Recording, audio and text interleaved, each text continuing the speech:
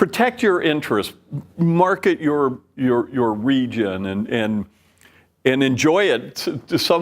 Remember that your success can be your ultimate failure in the long term, and just be really aware of that. And keep consumers, treat them as gold.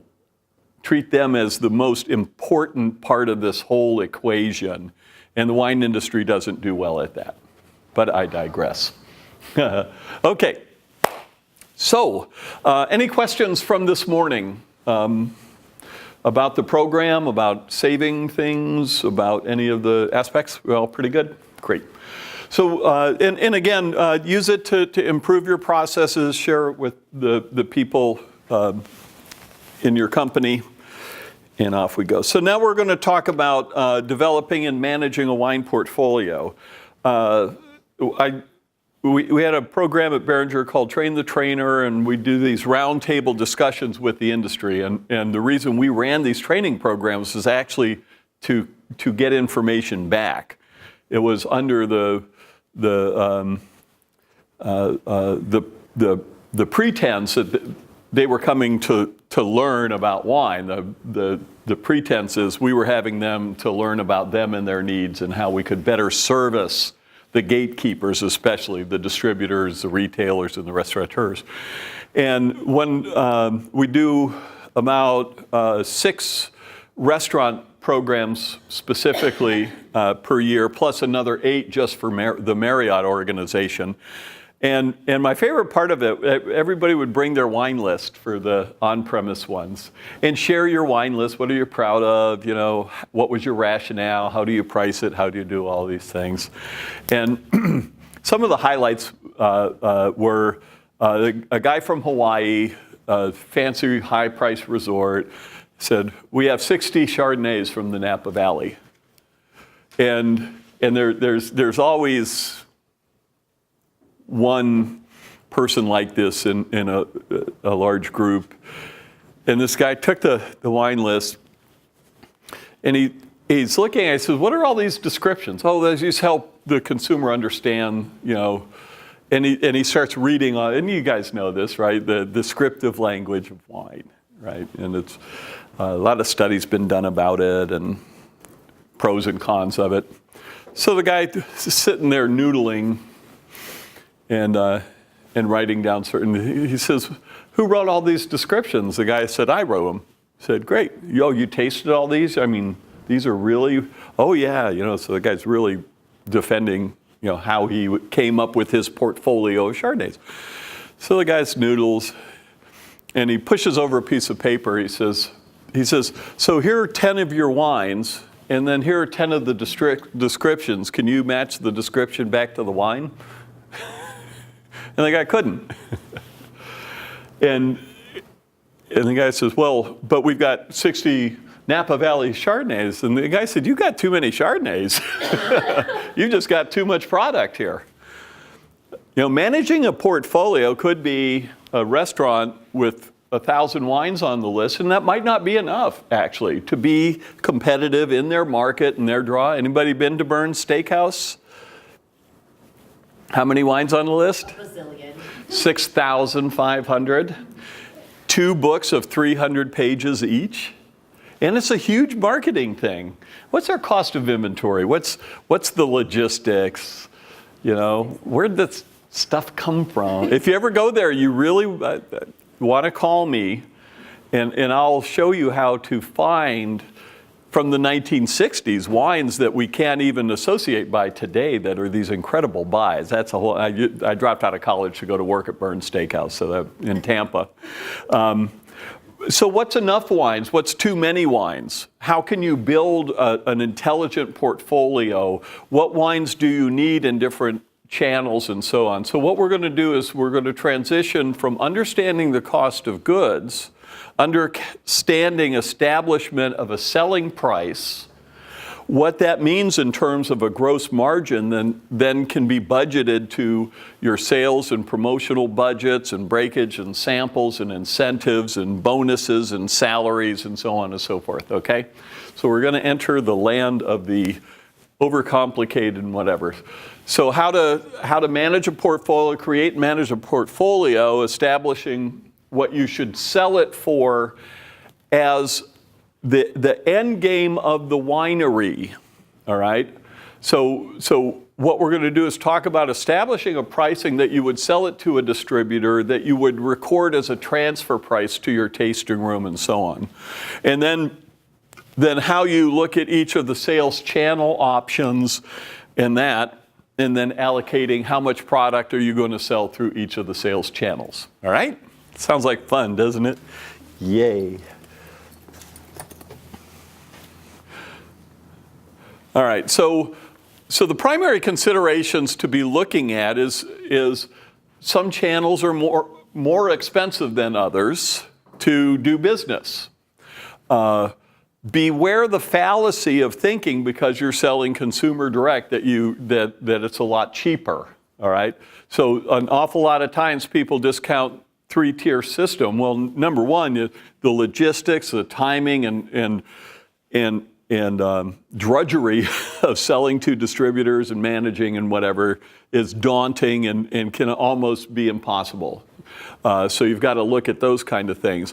But there are so many potential benefits of having distributor salespeople selling and representing your product if you can figure it out. And it can actually be a very viable option. And there are costs direct to consumer. If you're running a tasting room, a lot of people aren't looking, what are the hard costs that you're paying for overhead and permitting and licensing and point of sale and electricity and merchandising and equipment and fixtures and all these kind of things. It adds up really quickly. So a lot of people aren't installing the right business practices to intelligently run what fundamentally is now a retail store and wine bar. Okay, and that's really how it needs to be looked at. So we're going to talk about having your cost of goods and then a transfer price that you're selling the wine to that business so you can separate those financially and monitor the successes of each individually. Wine clubs are great, but you've got to attract customers, you've got to convert customers, you've got to retain customers, and it's getting increasingly expensive to do that and more competition. So you look at the cost of each channel, you look at the margin potential in a realistic manner, not just sort of doing it on the back of a napkin. What's the volume potential also? You might be making certain wines that there's not enough to distribute or to sell to other accounts, all right? And they're tasting room only. There are also wineries that actually will take a portion of their production of a certain wine, slap a special label on some of it just for the tasting room, just so that you've got another product in your tasting room that somebody could come home and say, oh, you can't buy this in a store. And it might be the same wine in a store. This is what some people do. Or different iterations of it. You take part of a production and handle it a little differently and create a special, winery reserve or something so that you can look at those. And your volume potential in a tasting room and potentially a wine club's potential is much greater if you can attract and convert shoppers into customers and manage and keep them.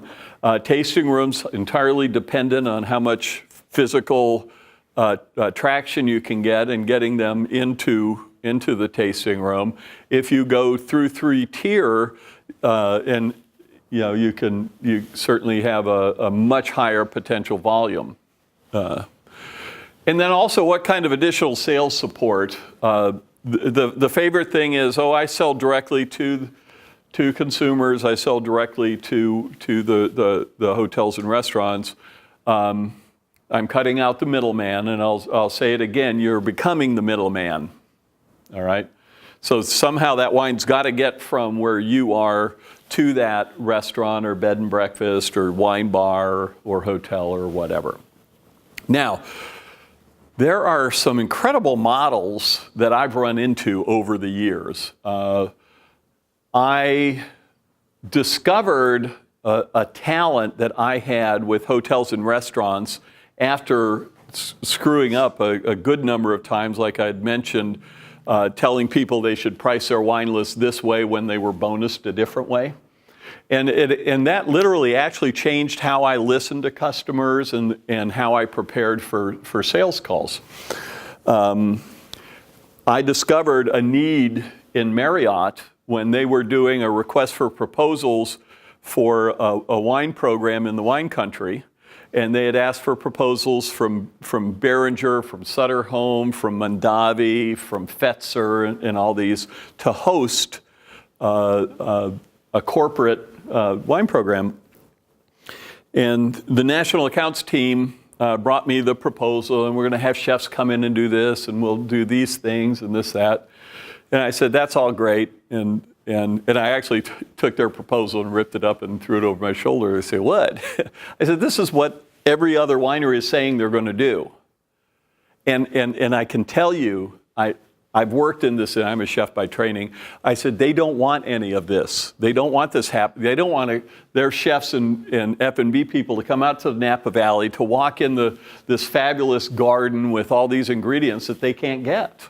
That you know, they're at an airport in Chicago or they're downtown New York at this huge hotel. What use is this? Oh, but we got the Seafood Council. Yeah, you got the Seafood Council coming in to give some marketing, tell them how to cut fish and whatever. They want portions. They don't want any of this. Well, we did a little investigation. We found out they had a need for creating new dishes, getting them spec'd out, costed, photographed, and then distributed out to the hotels. And that process took 6 months. And we were able to find a need. So we said, conduct these things at Beringer, and we're going to cut that lead time down instead of 6 months to 2 weeks. And every group that comes through here will have a new dish, spec'd, photographed, costed, and signed off on by people from different properties. We went, no shit. I said, yeah. And we owned it. The next year we sold 175,000 cases of wines of our choice. And in a couple of years it was 225,000 cases, and we had control of their core wine list. So I became a fixer for Marriott after I left Beringer also. I do international work, and they have problems in China, and they send me over there, and I work with the teams solving problems, not selling wine, right? And it's so important to understand in this additional sales support. We think, we'll have educators, we'll have these things, and all those are great. But if you can actually understand the need, understand how the system works, it gives you this incredible opportunity for sales.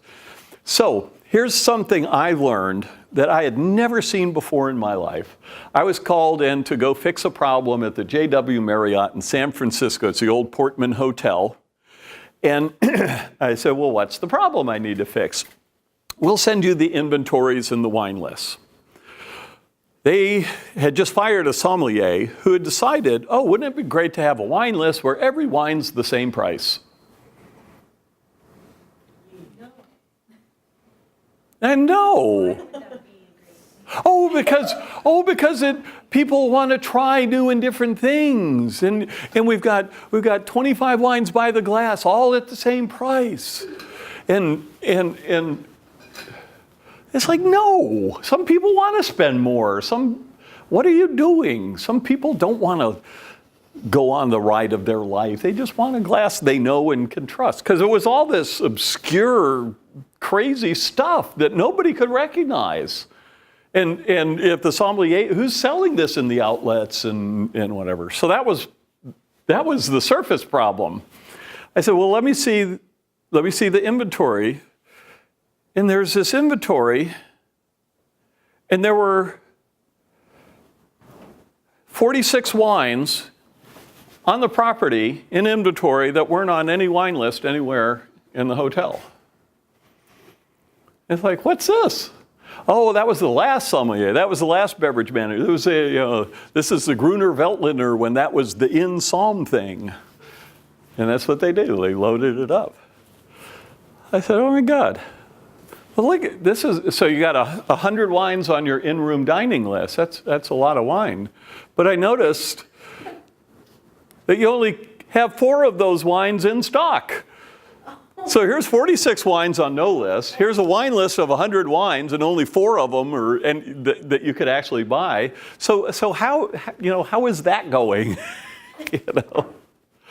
And then here's the cool story.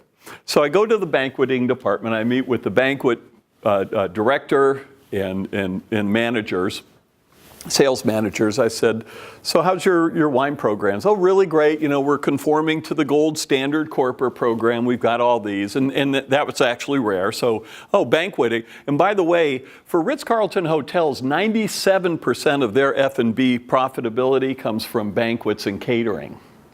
So when you're looking at sales support, is it an educator that's going to do it? Do they even want education? You coming in and giving your marketing story and this kind of stuff. What is it that we can actually provide in terms of sales support that makes a difference? And I said, that's great. I noticed that actually you hardly sell any of your gold standard core products, and you hardly sell anything except this wine, or this winery, because they had this winery I'd never heard of. They had 5 wines, and it was accounting for 60% of their catering and banquet sales. And it wasn't cheap. It was sort of mid-tier. It was more expensive than the core stuff, and they were conforming to the corporate standards. I said, what the heck is this? Oh, we love this guy. He's got a winery in Alameda. All right, so an urban, semi-urban kind of winery, naval-based thing. And it's over where Rosenblum and a lot of other wineries are. And he came to us and just gave us this proposition that if we would buy his wine, if there's ever a problem and a distributor is out of stock and we need something, whatever, he said, call me at 3 a.m., call me 24/7. I'll get the wine, I'll put it in my SUV, I'll get it to you in an hour. And they go, no kidding, because that's a big problem. You've got X winery or wine event, or you've got X event coming up. You need a wine that they've ordered. You're ordering it as just-in-time inventory, and the distributor now tells you it's out of stock. All right, so sell my wine. It'll always be in stock. I'll deliver it personally. And to kind of sweeten the pot, if you ever get a request, because people are coming in for conventions and all these meetings and events and whatever, if you ever need a winemaker and a wine experience, I'll come and do it. You get the owner and winemaker, and I'll be your on-call. This guy said, I actually called him. I said, what the hell are you doing? This is awesome. He sells 90% of his production in one hotel. Brilliant. It was absolutely brilliant. This guy rocks. And the other 10% in his Alameda tasting room and whatever, he's got one frickin' account, and they love him. It's like, how can we sell more of your wine? So, what kind of support do you have out there selling your product? Who's in your tasting room? And I told the story of the guy in the tasting room, and when the owners left, he commandeered and wasn't selling their wines. He was selling his own wines and then lying about it. So anyways, okay, that's what we're going to do. So these are the basic sales channels options. Most of you know these, but direct to consumer, tasting room, at the winery, or remote. And more remote wine or tasting rooms, especially if you're far off the beaten path where laws exist. One of my favorite case study wineries, if you ever want to look at a case study of a winery that's diversified, that's overcome all odds and is one of the craziest stories you've ever heard, it's called Kiepersol. Kiepersol. K-I-E, Kiepersol. Look them up. Kiepersol. So Pierre DeWet had 3,000 acres in Tyler, Texas. Anybody ever been to Tyler, Texas? It's 2 hours east of Dallas. And Pierre's daughter, Marnell wanted to go in the wine business and become a winemaker and so on. So she went off to college and went to learn winemaking. And Pierre thought, well, why don't we open a winery? We got 3,000 kind of worthless acres because of changes in cattle production and whatever. So let's open a winery. They're in a dry county. Okay, dry county means you're not allowed to have liquor stores, you can't sell beer, wine, or anything, unless you're a bonded winery. I know it. It gets better. This gets better. So he found out if we open Kiepersol Winery, we're also allowed to have 2 remote tasting rooms, which are in downtown Tyler, Texas. And there's 3 places to have a drink in Tyler, Texas: the winery or the 2 tasting rooms. The only place you can have a drink, Kiepersol. Yeah, well, 3 locations, 1 place. Because they can sell other things. They can sell beer because they've got the license. So you can get your beaded glassware and your corkscrews and your Kiepersol t-shirt. You know, I like a dry wine, not a dry county. They get to play all this. No shit, I know it. I love these people. They are adorable. Marnell is one of my favorite people in the world. I've been consulting with them for 15 years, and I just love this story. So then they said, okay, well, turns out if you got a winery, you can actually open a restaurant, and your restaurant is allowed to have a full service bar, beer, wine, and liquor. You're in the wrong state. I know. Now, who would ever have thunk, envisioning a wine business, this is why I'm picking this area, all right? And then they decided, well, we got 3,000 acres here and some vines. Let's open an RV park. Let's start to subdivide all this. Let's have vineyard home lots and custom homes. Let's open an event center that'll accommodate 1,000 people and bring in top acts, and we'll build a world-class recording studio attached to. You look them up online, and while you're there, take a look at their new distillery that they just opened. And on and on and on. These guys are a hoot. Has anyone taken their lead? Nope. They're the only game in town. They're the only ones stupid enough. And driving there, I don't know if you've driven through this part of like the Bible Belt or whatever, but you're going by Baptist church with these huge neon signs and that hold thousands of people. You're driving right through that, you know. And it's just incredible. So look, Pierre passed away a couple of years ago, but it's just so close to my heart because who'd have thunk, right? So when you're looking at what you're doing here, how are you differentiate? You're not differentiating. You say, well, we've got these traditional Tuscan varieties, or this Spanish this, or this Rhone that, or our Pinot Noir is this. Don't not do that, but get it. These are crowded marketplaces. There's so many people doing that also. See if you can in your portfolio, in your marketing, be really focused on what's the sales channel, what's the market that's through that channel. How do I engage them? Anybody ever get sweet wine lovers in your tasting room? Who are they? Who are sweet wine lovers? Beginners? Novices, older folks, uneducated, and so on.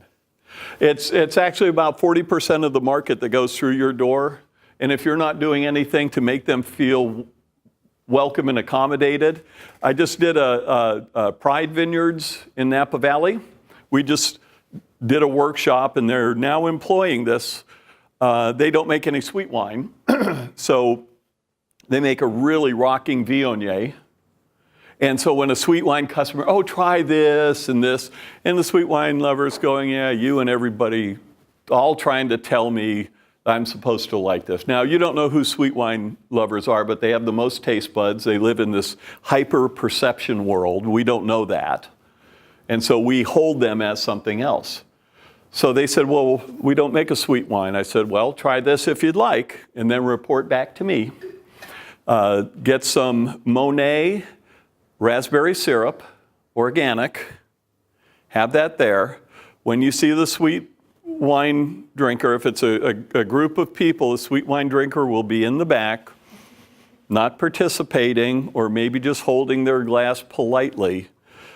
Identify them. Say, do you like sweet wines? They'll usually try to squirm out of it because of who we are for them.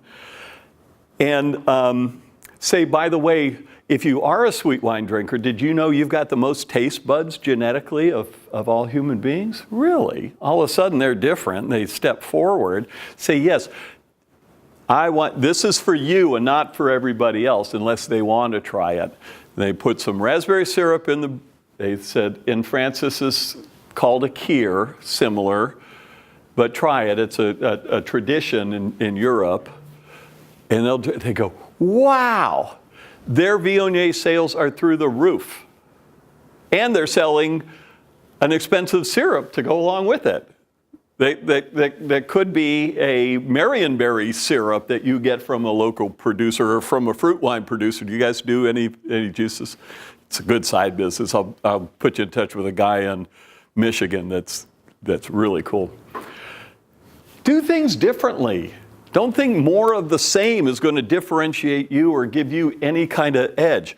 Because if you're selling in your tasting room, if you're trying to create a mailing list, which we'll talk about and how that's different from Wine Club, if you're trying to sell on the internet or get people to join and stay on your wine club, you really need to think about how do I service the people in this channel when they're perusing things. How do they hear about me? How are we marketing? What's our connection? And once we create that, how do we get them to actually make a purchase, right? And then we'll take something like millennials and act as if all millennials want something the same. It's a huge, complex, very like any market segment, it's huge, diverse, and complex.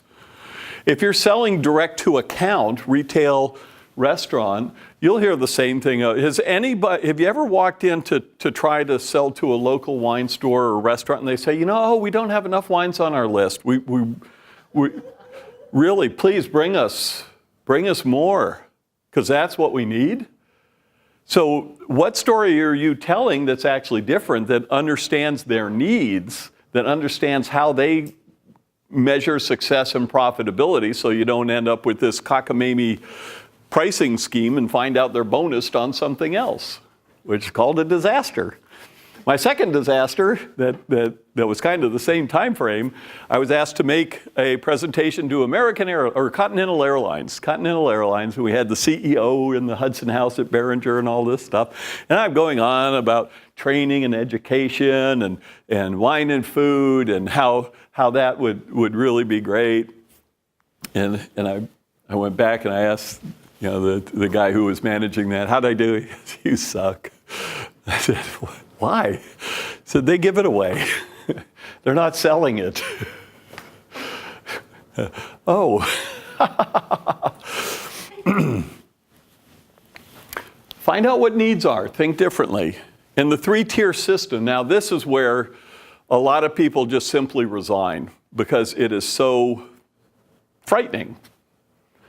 But what does if you do get a meeting with a distributor in your state, regional, in another market, what do you understand about their business, their profitability? How do they prioritize and focus on products? How do they become a representative for your product, not just a warehouse for it to sit, and then they bill you back for tasting and breakage and all this kind of stuff, all right? So that's what we're going to talk about. And then finally, export. Now, here's another. Who doesn't make enough wine to actually sell into three-tier distribution? Anybody here, or do you all have product that you might like to sell through it? Right.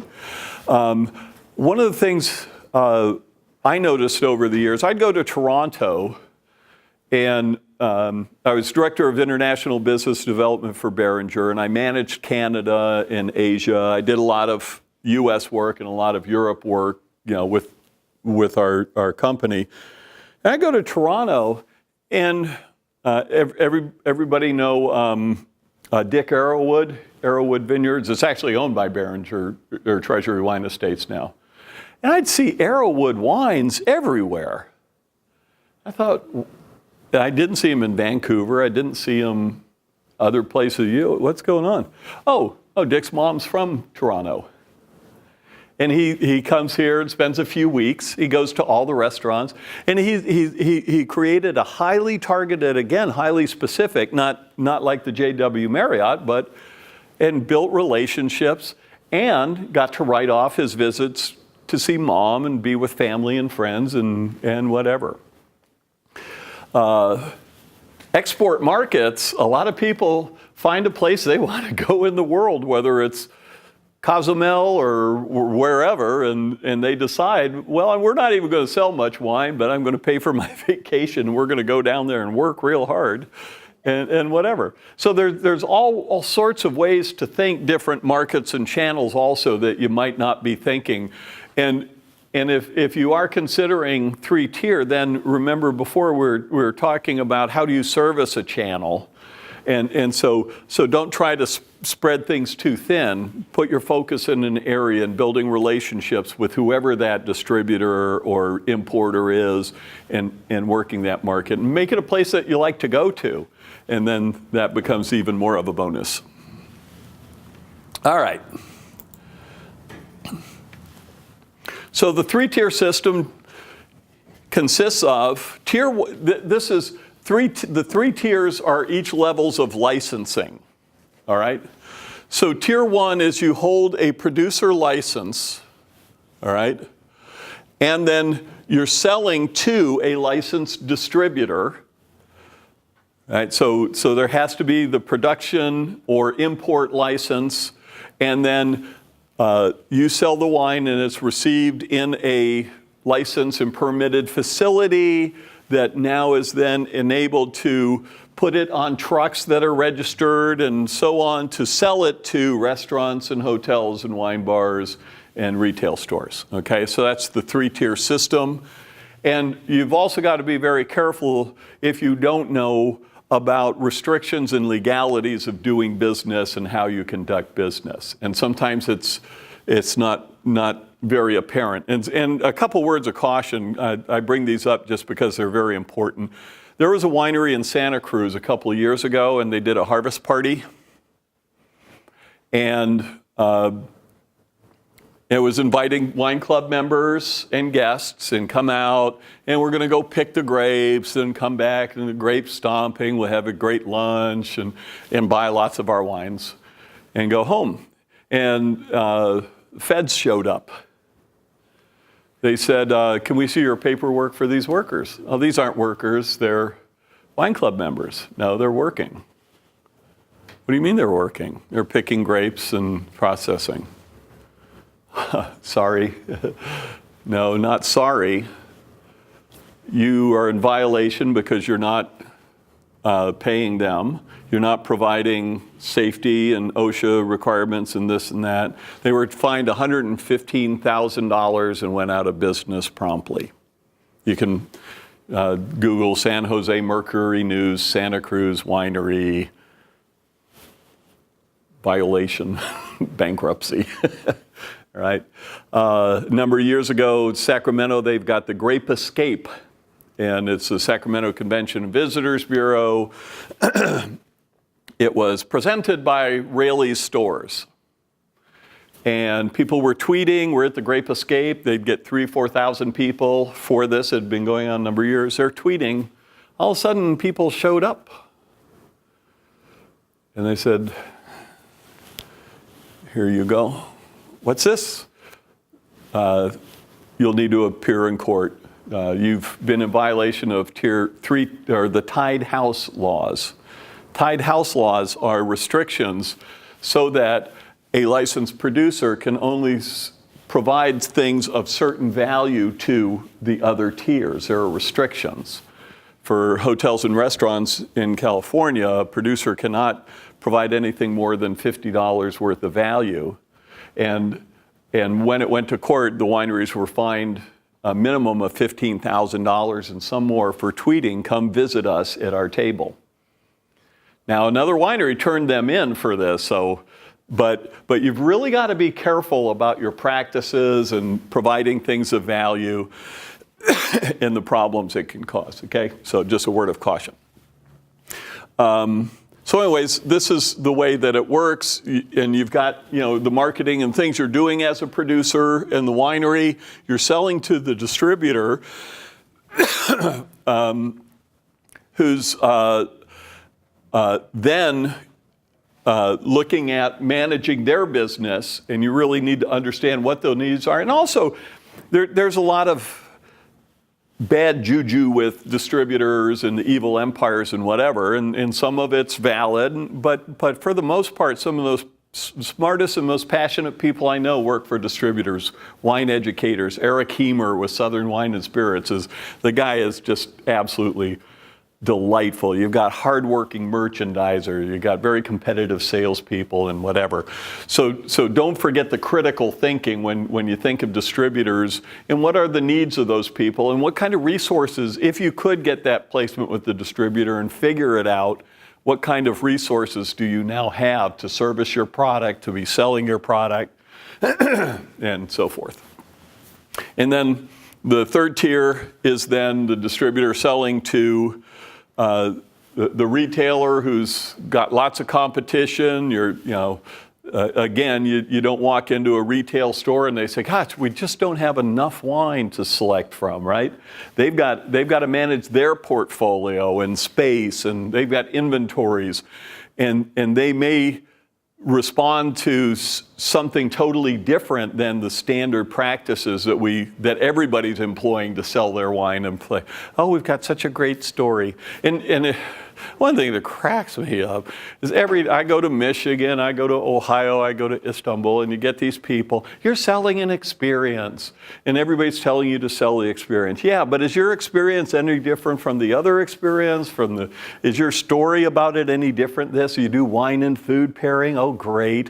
Here, buy this wine and then wait for this unicorn dish to come by so it'll taste good and you don't even know if it does or doesn't, and whatever. So be critical in your thinking about how you get your wine, whether it's the tasting room or going through this.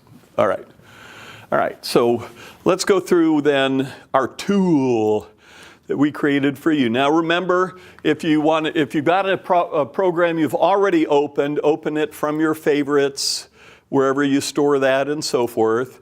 If you're creating a new project, use your login and password and sign in. You'll get to this strange screen, and what we're going to do is we're going to get down,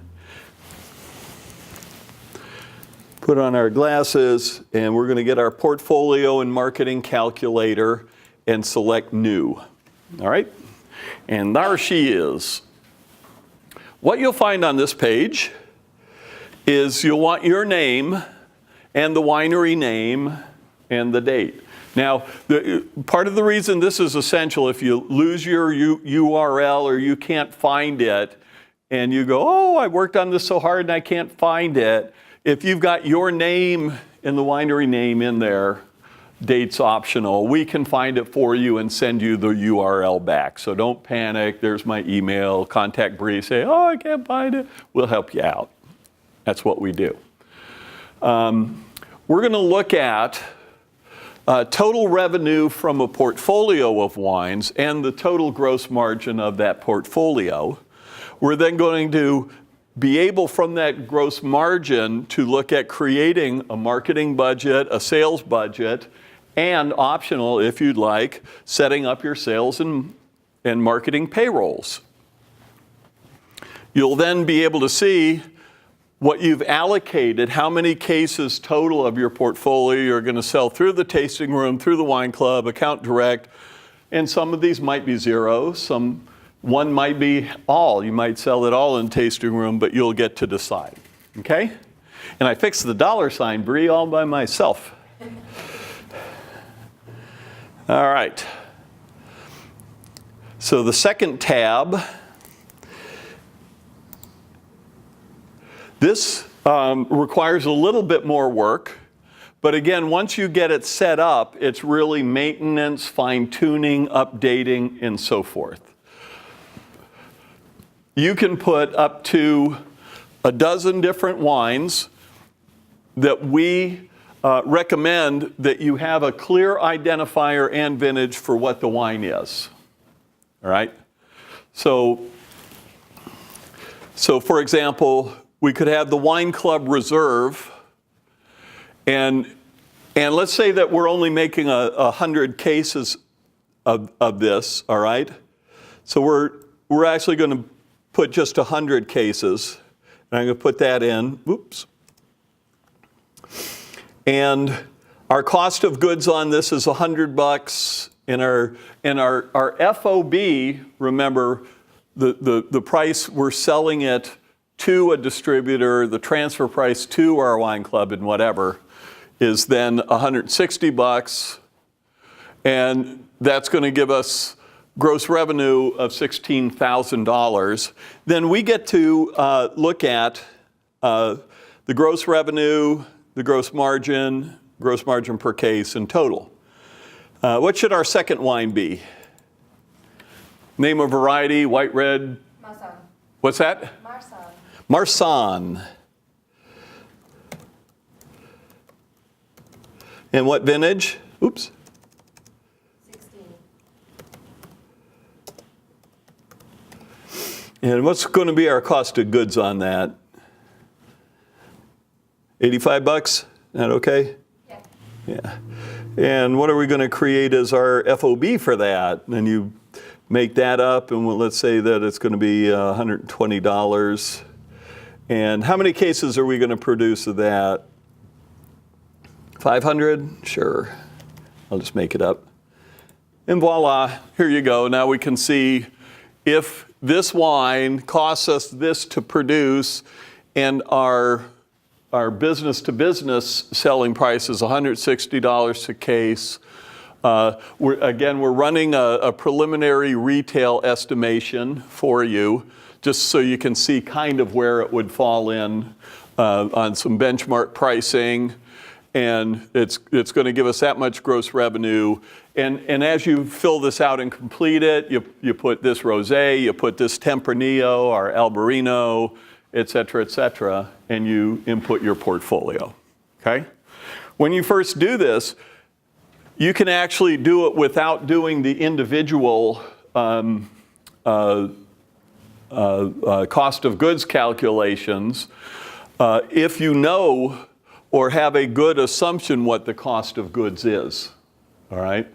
And if you don't, you can go ahead and make assumptions and then go back and do the cost of goods, or you can do the cost of goods for each wines.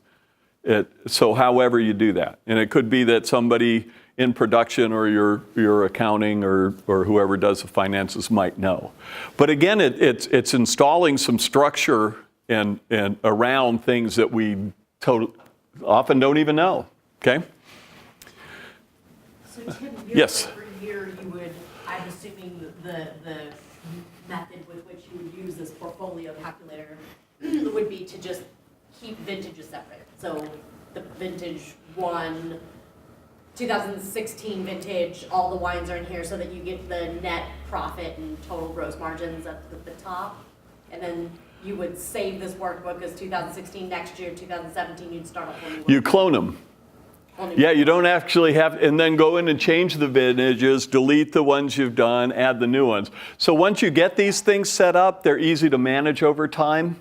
And when you're saving something as a bookmark, thank you, actually, that prompted something I need to That actually makes a lot of sense, because by cloning it, you don't have to re-enter. Yeah, you've got all this. Go and make adjustments and whatever, and then you might ask production or or might have now done a real cost of goods analysis, so you get better for that next year. You know, last year we assumed this, but now we can look at last year for our Marsan, we had this as our cost of good, and it was just sort of a scientific wild-ass guess.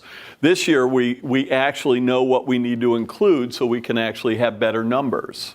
And then you could compare them year over year. Yes. Improvements And you can forecast, you can start next year's already. based off of last year's total. And what do we need to add to the portfolio? What do we need for our tasting room? What kind of demand are we getting? And those kind of things. Well, And also operating budgets, right? Because like your total Because- gross margin is going to essentially be passed for hopefully next year. exactly right. Yeah. That's it. Yeah. And there it is. You can recall it, you work on it, and you're good to go. Yeah. Don't put a lot of time into this yet. We're going to send a debugging notice. So, because if you put a lot of time into it now, you'll be able to recall it, but if there's bugs in it, you'll need to start a new debugged workbook. All right, so you'll never lose any of these. So any of our previous versions of these workbooks is actually saved in a way in the system that you don't lose access to it. You won't be able to create a new program from a buggier or an altered version, but you can clone those older. So if you do put a lot of work and the new one comes in, just clone it and you'll be fine. Same with the cost of goods or any of the others. All right. So now you get to start to get an idea of this, and then this is where we think it gets even better. But wait, there's more. Okay, so it's going to transfer over our Marsan, our Wine Club Reserve, number of cases, but now it's going to allow us to say what percentage of each wine, or what percentage, for this wine, how much are we going to sell in the tasting room, in the wine club, and et cetera, et cetera. And it could be for our wine club reserve, what we're going to do is we're going to zero out direct to account. We're going to zero out U.S. distribution. We're not going to export any of this. We're going to sell 30% in our tasting room, and then we're going to sell 70% through our wine club. All right? So now we're going to look at channel. These are the channel allocations. And then you get to sit down with yourself, if you do it all, with your tasting room people, with production, and say, all right, here's what we need to understand. Well, why are we selling, if this is the Wine Club Reserve, why are we selling 30% in the tasting room? Say, because we want that as an incentive to get people to sign up, and it also gives them something to take home that they say, oh, I got this at the winery, you can only buy it at the winery, all right? So again, this is this interrelationship of strategies of marketing so that you can create scarcity, so that you can create, demand. And now when they take it home, they're pouring it for dinner with whatever they're having with friends, and somebody says, well, what's that wine? Oh, this is the Tempranillo I got at this winery in Southern Oregon, and you can only get it at the winery. And why do they call it the Wine Club Reserve, or a sticker on it, or something about it, or just the story that goes with it? Well, we signed up for the Wine Club because we love this wine, and you can only get it if you're a member, right? This is a way to sell wine, all right? So you then get to determine, now with our Marsan, maybe we're finding that, okay, we're going to sell about, 10% in the tasting room. We're going to sell, 30% in the wine club. We're proud of this wine. We want to get it into some of the restaurants and whatever, and it's a bit of unique variety. But we also are working with these restaurants to help them to sell their wine. We're asking them how can we support you? So we're coming doing special dinners and that kind of stuff. Be aware, for the most part, restaurants are sick and tired of people coming and let me do a wine education thing for your staff, because they know that's a thinly veiled, let me do a sales pitch, and that you've got to pay for people to attend, right? And also construing they're uneducated and whatever. So be really careful. That's not saying don't do it. You may get the invitation, oh, we'd love for you to come in and talk about this. Say, oh, you bet your sweet ass I will. Let's get some, how about we run it by the glass? And then what's the expense of doing that? Well, we'd love to run it by the glass. Why don't you bring us a case, but why don't you give us six extra bottles to sample and now, can you afford to do that business? Right? You might be able to. It might be a long-term brand building, but for the most part, they're going to take the 6 bottle. Then the next salesman come in. Oh, this is delicious. How much is that? Oh, well, could we buy a case and you'll bring us 6 bottles? Okay, great. Bye-bye. Then they're next, come in and do this again. It's a revolving door, and this happens at distribution and whatever. It's sort of like that 500 milliliter star that the wineries decided, well, we're not all going to buy one of these. Let's just get one and we'll share it, right? All right. What else are we going to make? Let's make a mainstream something. What kind of red are we going to make here? Syrah. And how many cases of that are we going to make? Oops, I'm sorry. Now, notice I can't put it in here. Silly me. I've got to input that in this field, right? And then this is going to populate into everything else. So we're going to make our Syrah. And by the way, when you're working on the Excel versions of this and then sending it over to programming, if you do put it in the wrong field, you just screwed up everything. I know. How many cases, what are we going to sell this for? Our cost of goods on this. Should we put this at about $90 maybe? All right, and then we're going to put this over and let's sell this for 180. And then let's produce on this, let's make 3,000 cases. And there you go. Yay. Then we'll want to go in and allocate it. Now, how much realistically can you sell? This also brings up, when I do this with my wine classes, everybody wants to say, oh my God, I'm going to sell it all direct to consumer, and the project we're working on right now is 50,000 cases of a nationally distributed Chardonnay. You're not going to sell 50,000 cases in your tasting room, thank you. How much can you taste or sell? Here's the other conversation you now can have with yourself or with your team. What are we going to set as your reasonable sales target? And we can create some bonusing around that. And I'll show you where we're going to put the bonusing. And so you give me a number from the tasting room of your commitment that I can forecast that you're going to contribute to the sales of this Syrah. They say, well, if our traffic's this and typically, and let's look at our numbers for the past and whatever. And now all of a sudden you're forecasting your sales based on this. And when you get ready to do next year's number, you look at your performance against this, and then you're plugging in the new numbers on the one you cloned for the next year. So that when you save this as a favorite, I'm sorry, I went to go show this, I get to go over here and say save. And I'm going to put this in my business of wine projects, okay?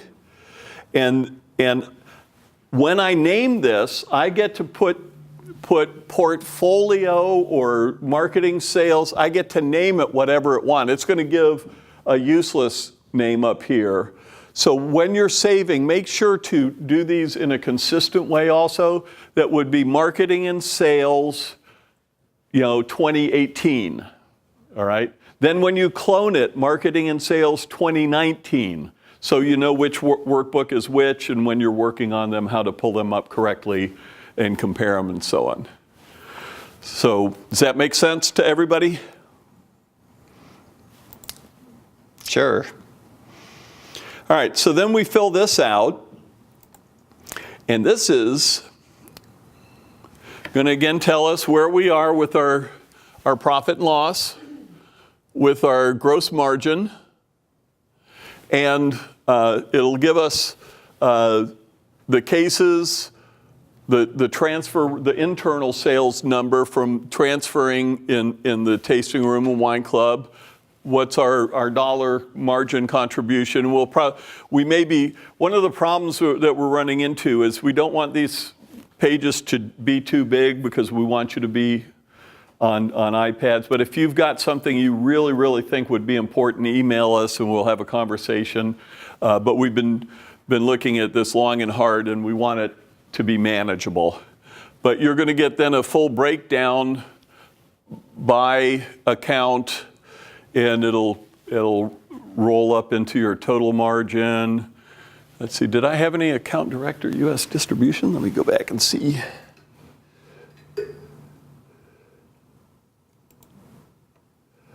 No, I don't. Okay. Now, as you're doing this also, make sure these numbers here add up to 100%. So I didn't finish my work. So our Marsan, we're going to sell to some restaurants and stuff locally, 20%. And we're going to sell a little bit this of 3-tier, so we're going to put 40% via 3-tier, and there we go.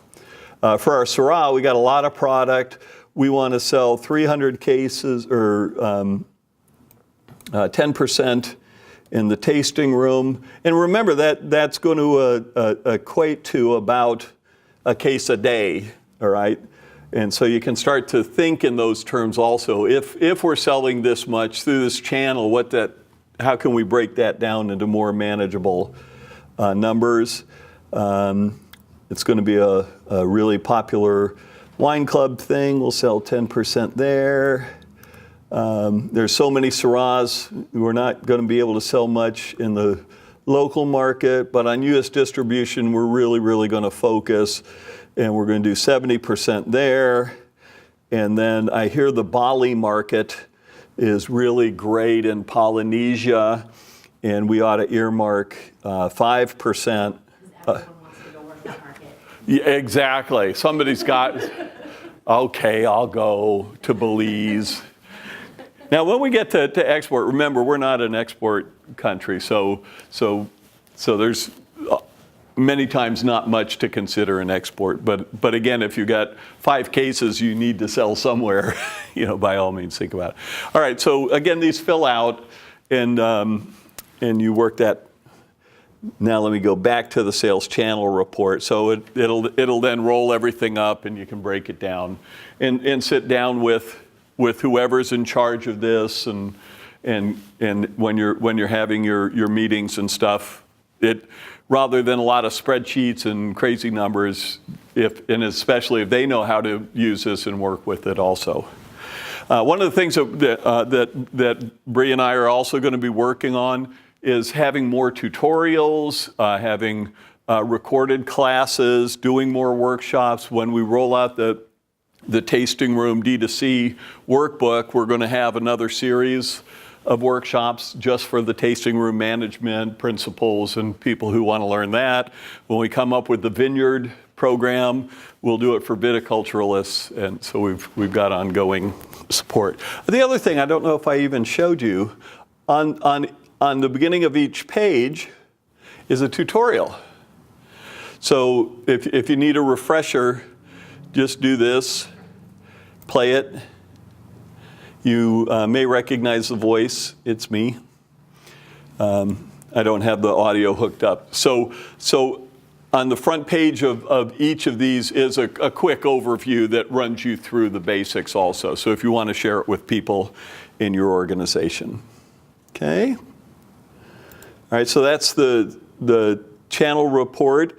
And again, this is just a report. So this is populated directly from the information, so you can print this out, send it, and everybody can kind of track what's going on. And don't forget that you do have a function to email this, save it, and then you can email a copy, to whoever needs it. Okay. And Tim, these tools are available to anybody in the wine industry in the state, correct? That's correct, yeah. And Bree knows the parameters of that. So the process is anybody who wants this and qualifies can contact Bree. She vets it. Then we get a notice of the email. We set it up, and then and then you get the instructions, the login and password and everything. Yeah. And then what are the specific qualifiers? I'm just When Bree gets back, we'll have her ask that. I keep messing it up. I think it's just any bonded licensed winery in Oregon. I'm guessing you had to pay your Oregon wine.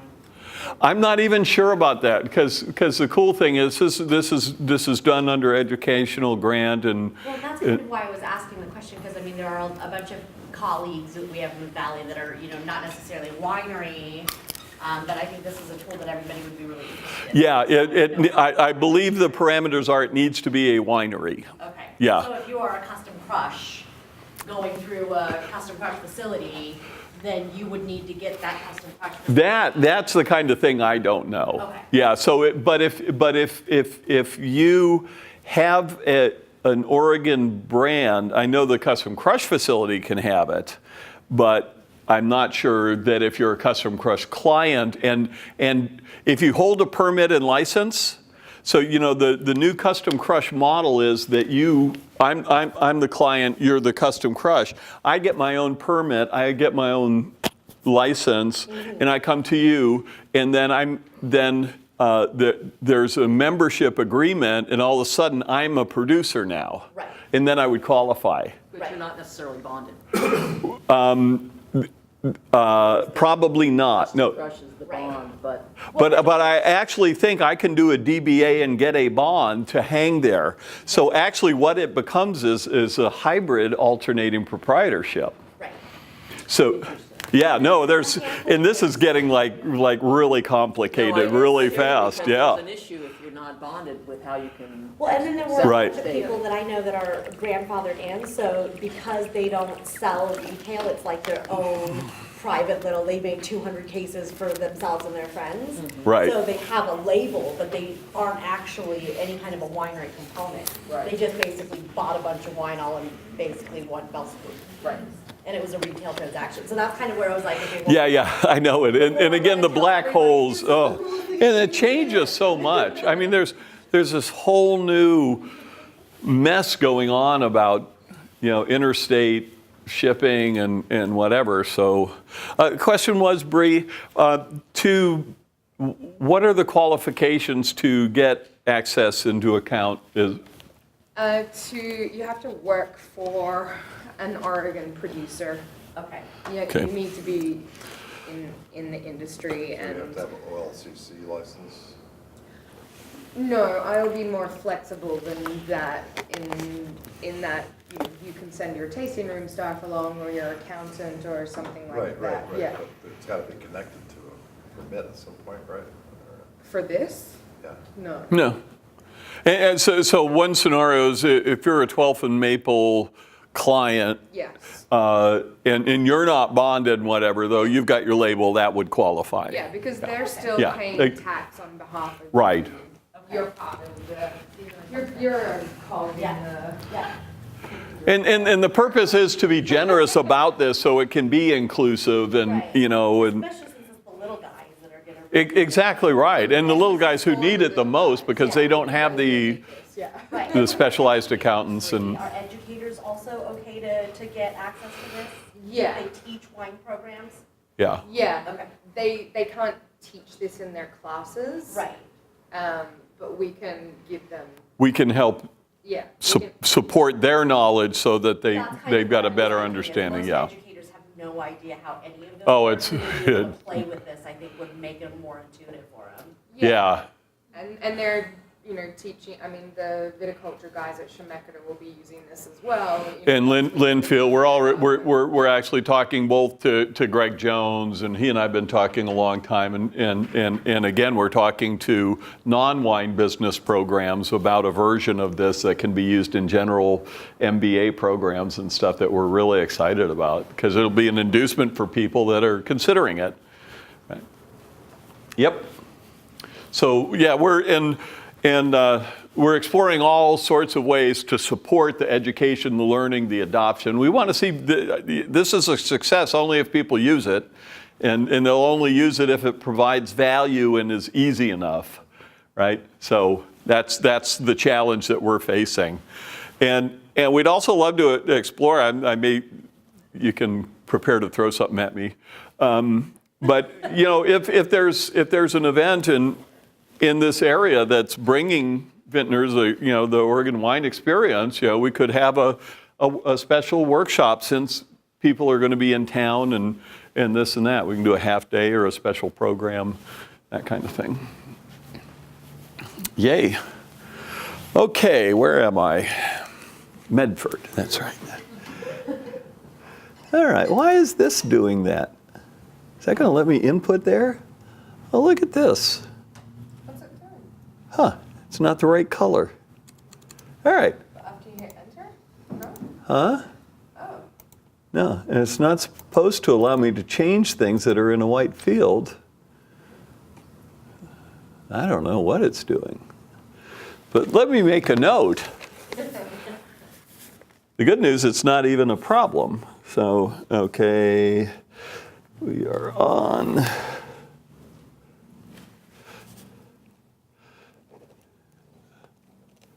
And M, S5.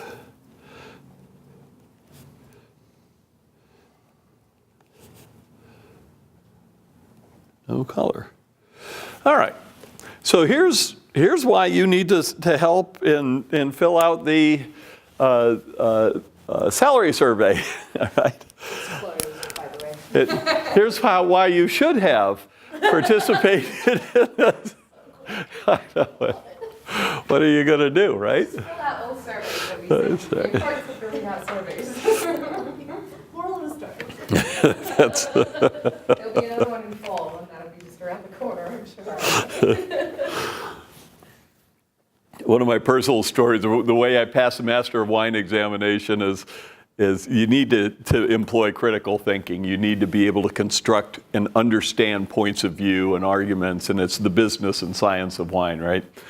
And so in 1989, I was one of the most epic fails in the history of the Master of Wine examination process, seriously. And there's a funny story about the executive director who would introduce me as, we had so little confidence in Mr. Hanai that I had pen and paper in hand to, after his first attempt at the examination, I was trying to find a polite way to say, Mr. Hanai, please stay away for a very long time. And I signed up for a writing course, and I went to the wrong course for 3 days with 80 electrical engineers learning about disruptive innovation and critical thinking. And it literally changed my life.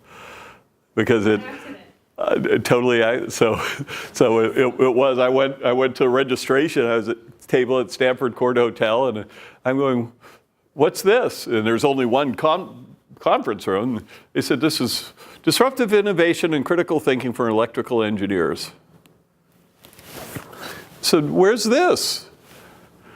That was last week in San Jose, you moron. I said, okie doke.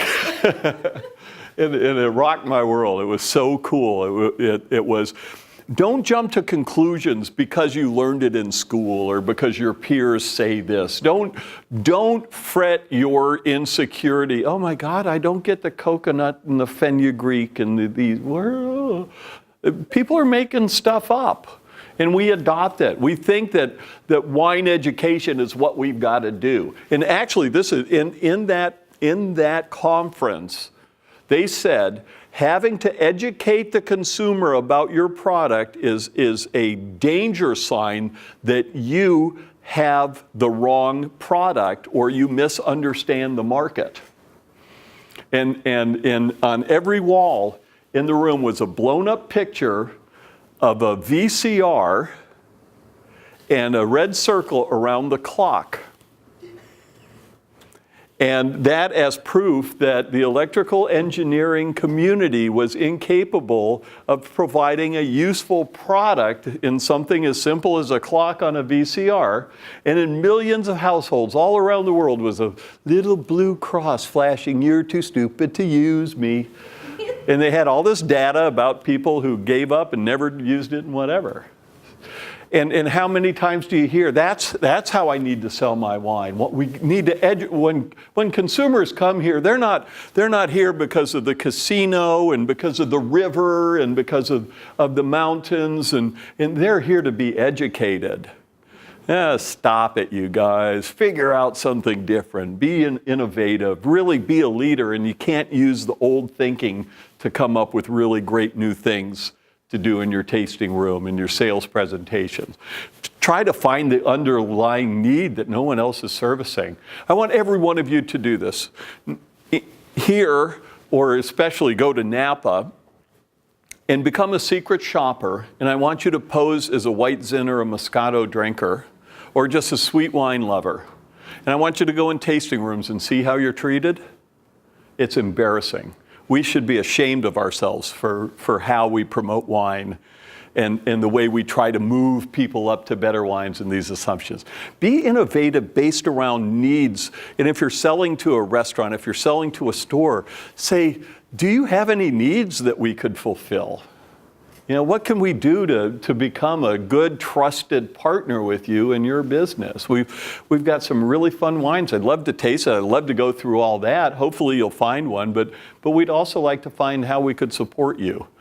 And think about this guy in Alameda and one account with 90% of his sales, and he just puts it in his SUV and drives it over for them whenever they need it, because that hit the spot. And they're not cheap wines. And they love it at the hotel because the hotel's getting it basically FOB direct. He's become the middleman. He's got to put it in his SUV. He's got to pay the toll and go through the parking lot called the Bay Bridge and all that kind of stuff. There's a cost to it. He's become the distributor, but it works out great for him, and he can fit a lot of cases in his SUV. So he'll make 2 trips if he needs. All right. So let's see. So now we get to a worksheet for payroll and start to look at our gross margin. Now becomes a guideline for how much can we afford in the different positions, what kind of positions. This is supposed to be pre-populated. Oh, I know why this is coming out, actually. I'll have this fixed real quick, he said with a smile.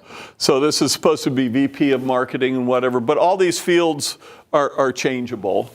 So you can put in different names there, and you may be it. You know, this might be me, right? We will continue to update and offer, and at one point we're hoping to have a link on this page to the usable data of salary guidelines and benchmarks for Oregon for people in marketing positions, different size wineries and whatever. We want it to become so complex, or so rich in info that we can get rid of these benchmark bases, all right? So these are kind of just swag, the scientific wild ass guess. But basically, these are just some really, really rough guidelines.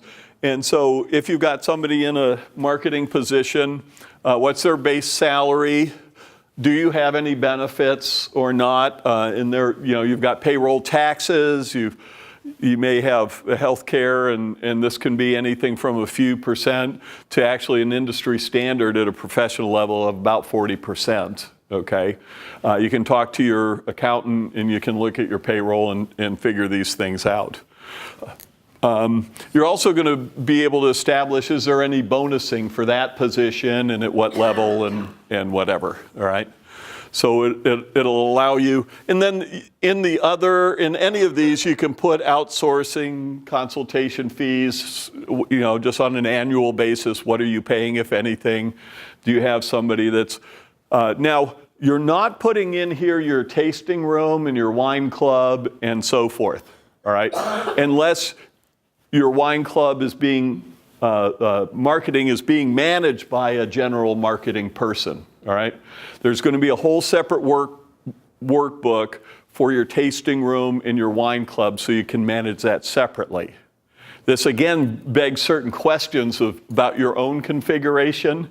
If you include wine club or tasting room in here when you work on your profitability for the tasting room wine club, you're not allocating it to that separate business unit, which is a good practice. It's not a necessary and it's not absolutely even standard.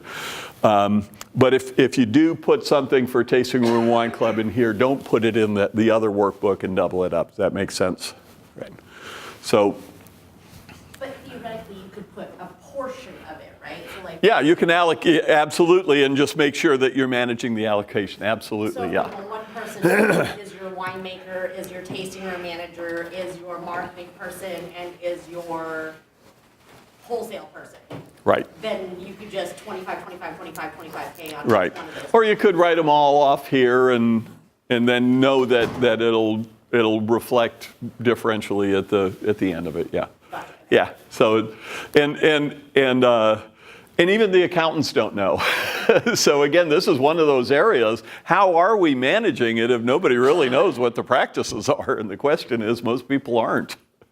And that's not good. Later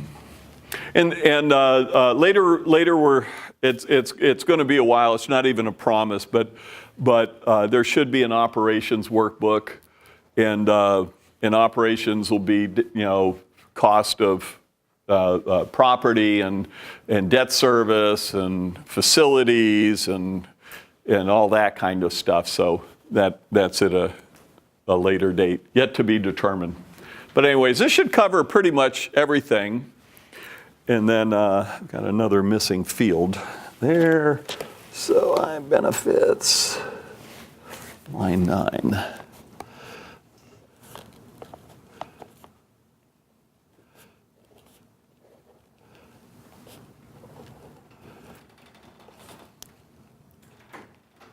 Okay. See if, yeah, there's nothing there. Oh, sorry, because you don't pay benefits to a consultant. I solved that problem. And I'm working on two completely separate sets of workbook with my wine class that I'm teaching right now. Whatever, my poor head. All right, so you've got that, and as you put it in, say, now here's the other thing is if you're a sole proprietor and you're only doing a few thousand cases, what you could say, hey, I want to pay myself $100,000, so that's kind of my goal. Benefits would be a total bonus, or it might be a position that you're hiring for. You find out, okay, well, typically these, somebody for a marketing for my size winery is, if they're multitasking, doing a great job, and I want to pay them 40% benefits, all right? And then as you look up, you're going to see what your gross profit is and what it's doing to your P&L. So you now you actually have a live way to kind of manage your budget and run scenarios and what if we hired a person for this, and I could go in and say this is my marketing and glass washer, washer. And when we get down to the tasting room, we've got hourly employees, we've got on-call employees, we've got management, and so on. So when we get into those other areas, it might be hourly. And if you do have somebody hourly in marketing, maybe it's a part-time person, then whatever that budget is for the year, that kind of stuff. So that's pretty easy. So you can change all these and put them in, and then we've got to build up for a complex winery. What kind of sales positions are there? And we've got everything from the VP, sales director, and then all the way down to again, local reps, regional managers, that kind of stuff. And so it gives you may just have a couple fields. You might have no fields. Maybe you've got one person that is your sales and marketing. Okay? Any questions on that? Then we get to a black hole. How much are you going to allocate of your budget for general promotions? What are general promotions? Discount, distributor, buildbacks, and samples if you have distributors and whatever. And by the way, if you're in or considering entering the 3-tier distribution, you really need to do research on contracts and agreements for distribution. For the most part, once you've made the sale, the distributor takes possession of the goods. You sold it at whatever your agreed upon FOB and maybe some discounts or whatever that you've budgeted for, some free goods that you've included and whatever. You're not done yet getting charged. And I can't tell you how many wineries, I don't know if this has ever happened to you, Craig, but they sell, the distributor says, oh, we'll take 50 cases and let's take 10 cases of this, or it might be, 5,000 cases. And that's great. And then all of a sudden you get a bill. What the heck is this? Oh, that was in the contract you signed. This is our standard sampling. You agreed that you are participating and we're charging you for the World of Wines event that we had our people pouring your wines and that. And plus we've charged you for the wines we poured there, so we're billing you back. And then we had the breakage that we picked up and whatever. And of course, we participate in so many good charities, and so we've donated some of your wines. And our sales people all wanted those samples to take around to introduce the market. So for your 50 cases, that's why you got the $34,000 bill. And these things happen. So some people are so elated that they get a positive meeting with a distributor and they get a signed, God, we're in business. And then they find out it's the most expensive mistake they ever made. So beware. No contracts. Let's see, let me make this a little bigger. Okay. Again, we've got a catch-all in here of sort of other, but donations. My wife's really smart. She's really pretty, and don't get her pissed off. She started all the airline passenger rights movement, and actually was in front of Congress and Senate and changed the face of the airlines industry because they kept us on the tarmac 12 and a half hours. And they pissed off the wrong woman. Now she's director of development for the Cascade School of Music, and she says, "Oh, come on, Tim. When you're out there, could you ask people for donations?" I said, "No." I said, "God, these poor people." So I don't need to say much more, but every elementary school, every bake sale, every musical thing, this and that, more donations and so on. So we put a line for that. And read Robert Britton from Britton Vineyards, old friend. He was one of the senior winemaking operation guys for Beringer. I love him to death. Haven't seen him for 20 years. And he says, I said, when you're in Bend, you can come stay with us. He says, we'll come stay at our we've got a guest house and all that. I says, great. I said, if you come visit us, be careful. My wife's doing fundraising for the Cascade School of Music, and they serve 800 kids a month, and they say, we don't do donations. So come up with a policy and come up with a budget, because it can kick your ass. Okay. And then some people will have, the joke at Beringer is, what was it called? I think it was like there was a line item in in the budget called filter aids. And so it was a fairly big budget. And it was a catch-all budget for whatever came up. But they didn't want people to know it was a budget for marketing. And so they masqueraded it as a production budget that could be used at the discretion of the executives. But it was a line item in they didn't want to have to change all the books and everything, when they were doing this. So anyways, this is filter aids.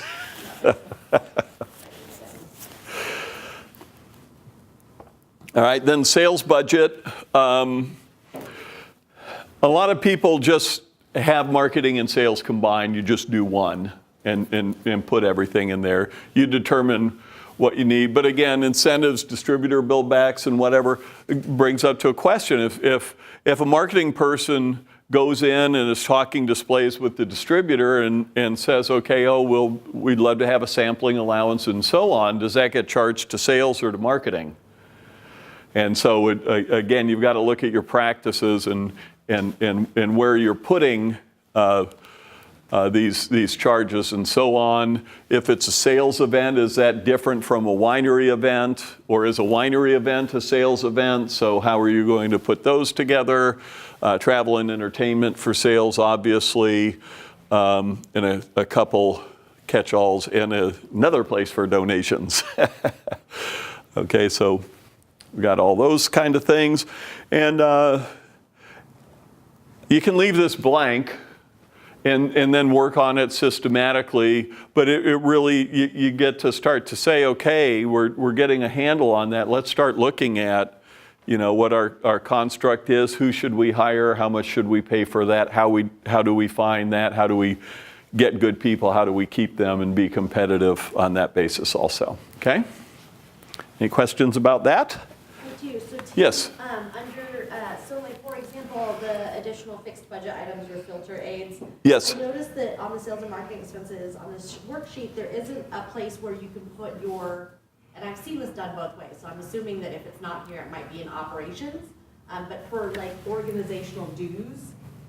Yeah, that would be the additional, yes, absolutely. So it would be on this one. Yeah. So, and again, people will put it on the operations, but so many of them are marketing. yeah, and there's no standard. That's exactly why we've got this field. And so this might end up being 5 or 6 different things. And so you'd need, that also, we don't have the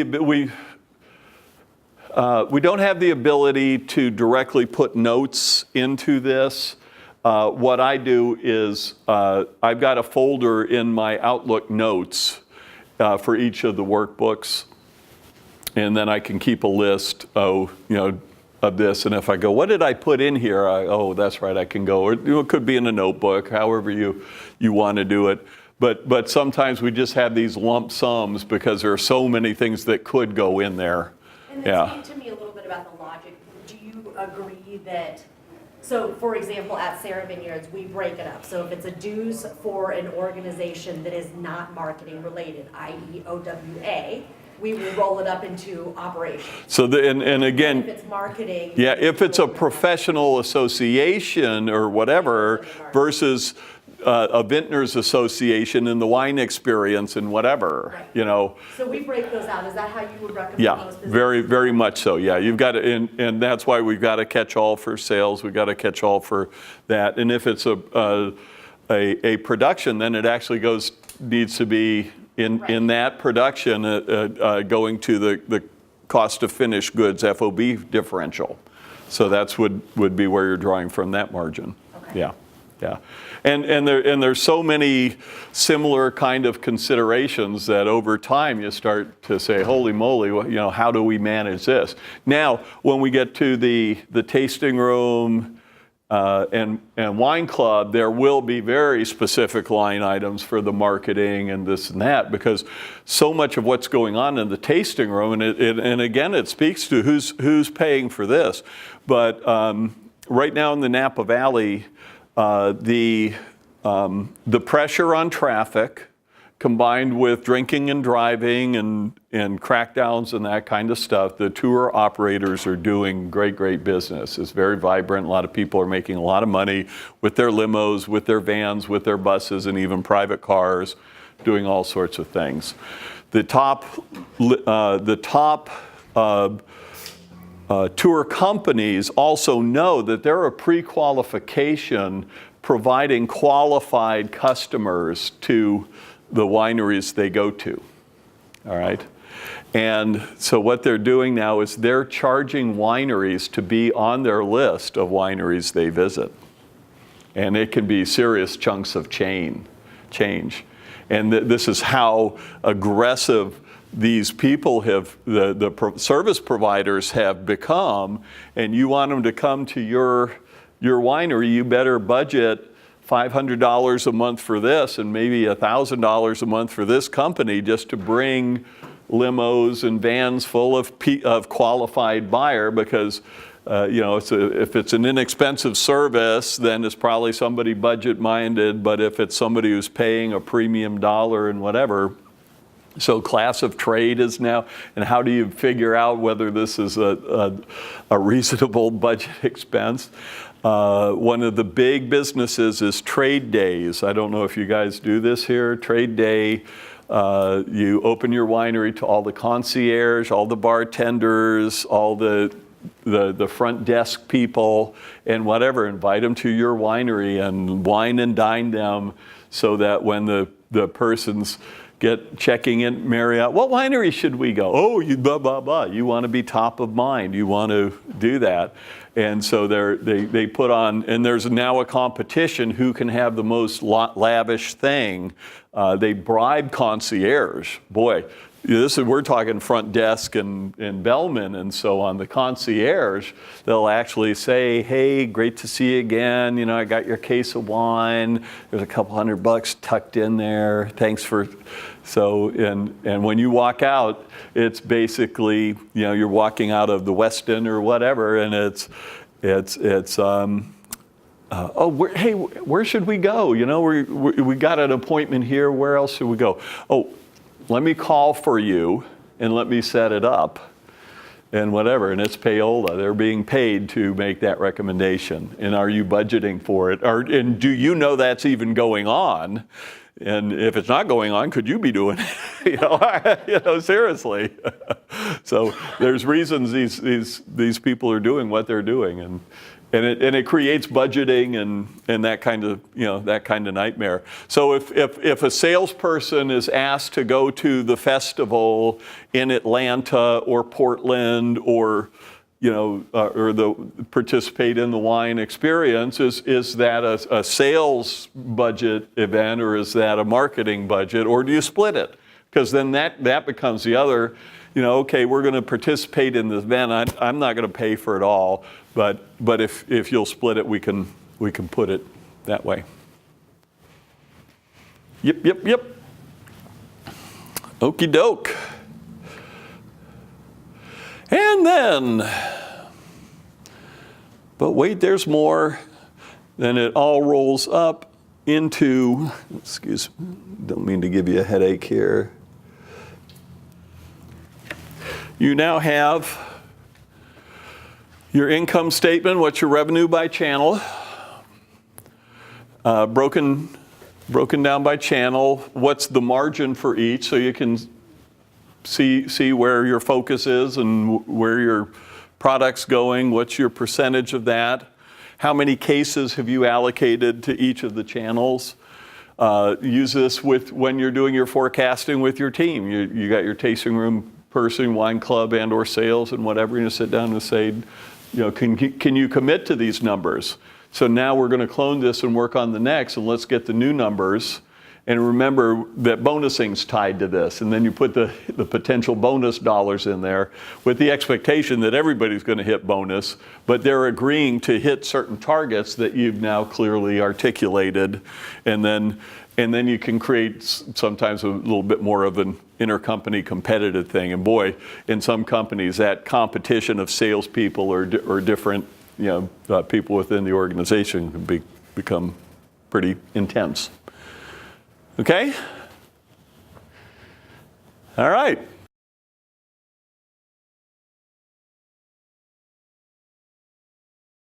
So your sales incentives and whatever, those would either go whether your accounting has it as marketing or sales or split or some in each.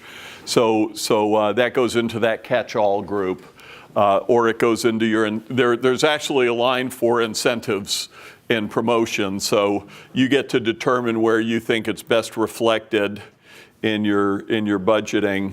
So when you get to your sales and marketing expenses and budgets, you could put it in your discounts, distributor billbacks, and that kind of stuff, or you might reflect it create that budget in filter aids. I wish I'd remembered the filter aid when Robert Britton was in there. He would have laughed about it too. And those of us in the know, boy, we like that filter aids because it was, well hidden. All righty. Okay, so distribution and point of sale. And this is going to open up a whole new can of worms, is how do you price your product, right? And if you are selling 3-tier, what happens after you sell at FOB? How does it end up that price in a restaurant? And what are the distributors doing and so on and so forth? So we're actually kind of looking at a point where you fundamentally lose control of the product to some extent, especially in the 3-tier system or selling at account direct. And they price it up, and you may have conversations with them, but it's their goods, it's their business now. And fundamentally, the same thing goes to a tasting room transfer. Again, even if that transfer is, here, let me take this out of the closet that is our bonded thing, and you're taking it over to in the same room. That should be construed as a transfer, so you can understand your financials and operate production as a business and the tasting room as business. So getting the wine to the point of sale is one of the 4 P's of marketing, which the 4 P's are place, promotion, product, and price. Oh, I know it today. My neurons reconnected. I couldn't remember what the hell the 4th P was yesterday. So you've got the product. You need to establish a price. You need to establish the place where you're going to sell it, and then you got to promote it, right? And distribution then is the process of making a product or service available for the consumer or business user that needs it. All right, so that's pretty basic. Let's talk about this. Anybody know what a standard grocery store markup for a bottle of wine is in Albertsons or Safeway or Piggly Wiggly in North Carolina? 30%. My first wife hated Piggly Wiggly because they were so slow at the cashier, just yakking away and whatever, and she was impatient. And the stoplights were slow too. That was very annoying. Sorry, how much? I threw about 30. 30%. No, that's a really good standard. 30% markup. And more grocery stores are actually going to 25%. When I was growing up in the wine business, it was 33 1/3%, and that was an easy, because remember, a markup is based on the cost of the goods, a margin's based on the selling price. So if you mark up a wine 33 1/3%, it's actually a 25% margin, okay? So, and it's really important to understand that differential. I didn't know it when I went into retail, but I learned it really quick. If you mark the product up 1.5, so you've got a cost of goods of 10%, you mark it up to $15, then your differential on the selling price is $5, so it's a 33 1/3% margin. Does that make sense? Everybody got that? Yeah. So if I got a wine that I buy for $10 and I mark up 30%, and it's now a $13 bottle of wine, if I gave you 30% off, what happens? Who's got the math for that? Who's got an app? Who's got a calculator? What's $13 time? What's that? Yeah, how much lower? So anybody got the calculator? Come. So $13 times 0.7. $9.10. How much did they pay for the wine? $10. What's the fine print say here? Plus, buy $6 or 6 bottles, get another 10% off. So what's that? What did we say? 9.10, and take off another 91 cents. What? And they actually do this a couple times a year. I don't know what their cycle is. This is Albertsons in Bend, and they do this statewide, and they do it in Napa, and they run these things. They'll do it all wines. Why? How are they doing that? Anybody know? So success in a grocery store, they've got metrics, they've got things. You know, has anybody heard of neural marketing? Do you know they put people in these computer headsets and ask them to go in and just peruse the shelves and actually will say, we want you to go buy a gallon of milk. And what they're doing is they're recording every head movement, everything they look at, where they pause, when they move on, and whatever, and they record that so they can adjust what's going to be there when people are walking back to get the milk. It's amazing. I get to go to these conferences because the non-pragmatic side of what I do, which is the research and the genetics and the neuroscience of preference forming in wine perception. So I get to go to these cool things, and you have no idea what's going on in these places. A friend of mine, Dr. Brian Wansink, has an island in Sweden that they turn over to him for research. This entire island, the only way in and on and off the island is by ferry, and it's this literally separate, closed community. And he has government support and the permission of the island. They actually voted it. So he gets to redo the grocery stores. There's 2 of them. There's only 2 places for, I think, about 60,000 people or whatever to shop. And they collectively take a representative sample and weigh everybody, take blood pressure and do all these medical tests. And he goes in and reorganizes the stores where it's the only place you can purchase stuff. And he redoes things so people have healthier choices and whatever. At Cornell University, it's called Food Labs. Crazy guy. He's in all sorts of trouble for his data and whatever right now, but he's a really good buddy, a really smart guy. And then they weigh everybody at this time. He goes in, reorganizes the stores, and they set it up this way, and they run it for a couple of months, and they do all this. They look at shopping behaviors and buying, and then they weigh everybody. They get a representative weight shift of the entire island. I mean, there's cool stuff going on. Did the data show that there was a difference? Oh, yeah. Yeah. And he's notorious for it. He's actually has a restaurant at Cornell called the Food Lab, and it seats 60 people, and it's free. And it's free to visitors, and it's free to faculty, and it's free to students. And you're just advised, you're going to get a free meal, and we're going to be measuring something, but it'll be wholesome food, you'll this and that. They did a bottomless soup bowl. They wanted to see what would an eating behavior be if you were eating noodle soup and you didn't have the visual prompt that it was going down. Oh, no. Yeah. And it was part of a study, do humans anymore actually, is our eating and our volume of food intake dictated by satiation? And it's not, for the most part. And the people who didn't know that there was a tube refilling their bowl for every other bowl, and the people who didn't ate 40% more soup. So this is really cool stuff, all right? There was a study done of choice by another group.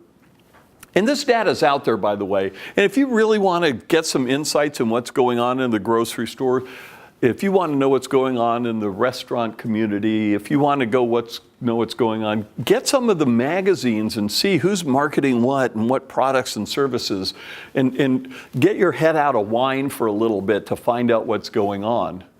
So the number of years, I haven't been able to find the recent data, so this data is but 10 years ago, wine was the second most intimidating purchase for women, second only to cars, and more intimidating than electronics. And why? Because of this wall of confusion and what's going to drive, how do I make a choice? Who do I trust? And I know I actually talked to an expert, and if they're trained, they're speaking in tongues and about stuff I don't know, and they've never asked me really about me. It's because we don't study consumers. This is one of the, it's a mess in our industry, y'all. We really don't understand the market, and we don't understand why a grocery store would do this. And here's why. They measure something in all grocery stores and all chains called a market basket value. All right? It might be a hand basket, it might be a push cart, or whatever. The market value is, I go to checkout, I put stuff up, they ring it up. How much did they sell me? All right, and they've got ways their rewards cards, they're tracking your demographics, they're selling it to the Russian, no. But seriously, they can break this down by zip codes and every which way because they've got your data. And they mine this data and they use this data, which you should be tracking things in your tasting room and with your sales and all that. And there's some really brilliant people about this. Craig Root in Napa, do you know him? He's like the tasting room whisperer. The guy's brilliant. I think he's retired now, but God, he was a smart guy, and you should do this and put these here, and this is how you do it. There are increasing studies of sales at a standing tasting bar, a seating tasting bar, a private tasting seated, and et cetera, et cetera. Now, the thing that they actually oddly didn't include is yes, if you have a seated private tasting, you sell more wine per customer, but they didn't talk about how much did it cost to have that person sitting there leading it. And the tchotchkes, the little things that you do and whatever. So you've got to carefully weigh all these kind of things. The reason they do this is if I'm going to check out and I've got a bottle of wine in my basket, I'm spending 42% more than the person who doesn't have wine, including after I remove the wine from the purchase. I am a premium shopper. I buy more of the more expensive, higher margin things. And I am you want people who have a bottle or 6 or a case of wine in their basket. And you're willing to absolutely eat a loss and have a loss leader because this is how I'm going to attract you there. And this is all Washington wines. This is often all wines in the store. So they're not actually even necessarily getting the bill backs unless they say let's say this was all Oregon wines 30% off. You get a meeting with a buyer for Albertsons or Safeway. That's a big hit. You say, how can we support you? Oh, well, we've got our Oregon wine sale coming up. Oh, that's great. How does that run? Well, it's 30% off all Oregon wines, and it's additional 10% off for anybody who buys 6 bottles or more. Say, oh, I want in. Say, that's great. Well, if you're already in the store, you're already in. Because we do it on all. Oh, that's great. How do I get a floor display? Oh, now we can talk. How do I get a special banner? How do I get this promotional piece here? How do I get that shelf talker? Well, let's talk about that, because that's not free and it ain't cheap, right? So when you go into stores, talk to merchandisers, talk to distributor reps, talk to the managers. Do you know what general managers of grocery stores, do you know what the most hated, the most horrible, the most disgusting section in an entire grocery store is?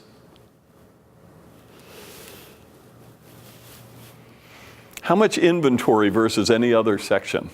All right, maybe meat and seafood and whatever, possibility of other things, but nothing has the consistently high amount of dollars tied up in inventory, the range of products that go from $3.99 to $300 sometimes in the lockbox. It used to be that if you had a cheap wine, it was called a grocery store wine. That's not anymore, because you can buy Opus and Lafite and Dom Perignon and whatever you need, and it's in the lock and key.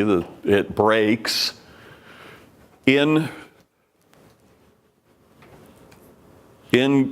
retail stores and in restaurant, bars, and hotels, what's the number one most pilfered item now after shampoo and conditioner that costs 20 cents? It's wine. All right? And there was, you were in Napa when the great heist took place, weren't you? Yeah. What's that? At the laundry? At the French Laundry, and what, $300,000 or something like that. Yeah. And it was an inside job, and they got caught in North Carolina or something. How they ever thought they were going to get away with that? You know? Like, how are you going to offload some of those wines? Yeah. And doing the operations, I worked with bars and restaurants and whatever. You know who teaches people to cheat and steal on inside jobs in restaurants and whatever are the seasoned employees. Oh, by the way, here's how you do it. Say, hi, can I get that drink for you? Yeah, they put a cash thing on there, say, that's great. Let me ring that up. Great, let me take that. Let me make you some change. Always have the change. Thank you very much. They just gotcha. So then they put measuring things and all this stuff. It's a big, big business. Anyways, so this is something to need to understand, because it's also establishing expectations of what somebody's paying for a bottle of Pinot Noir or Chardonnay or Pinot Gris or Albarino or whatever. And you're competing against this in the sale of your wines. You're competing with your wine club, that why should I buy this when I can just walk into the store and buy that? All right, so you have to be aware. You have to constantly be doing competitive analysis of your product in the environment at that point of purchase. And then looking at, okay, if we're going to buck the trend, how do we do that? And it can be done. There's a little winery in Sonoma. They were struggling. They just about went out of business. And it's called Kosta Browne with a K, Kosta Browne. And Kosta Browne's just about ready to go under, and they hit the Wine Spectator #1 wine of the year. Guess what? All of a sudden, they've got a mailing list where they're selling 90% of their wine, and I might as well talk about it now. A mailing list is where you've got scarcity of a product. It's allocated.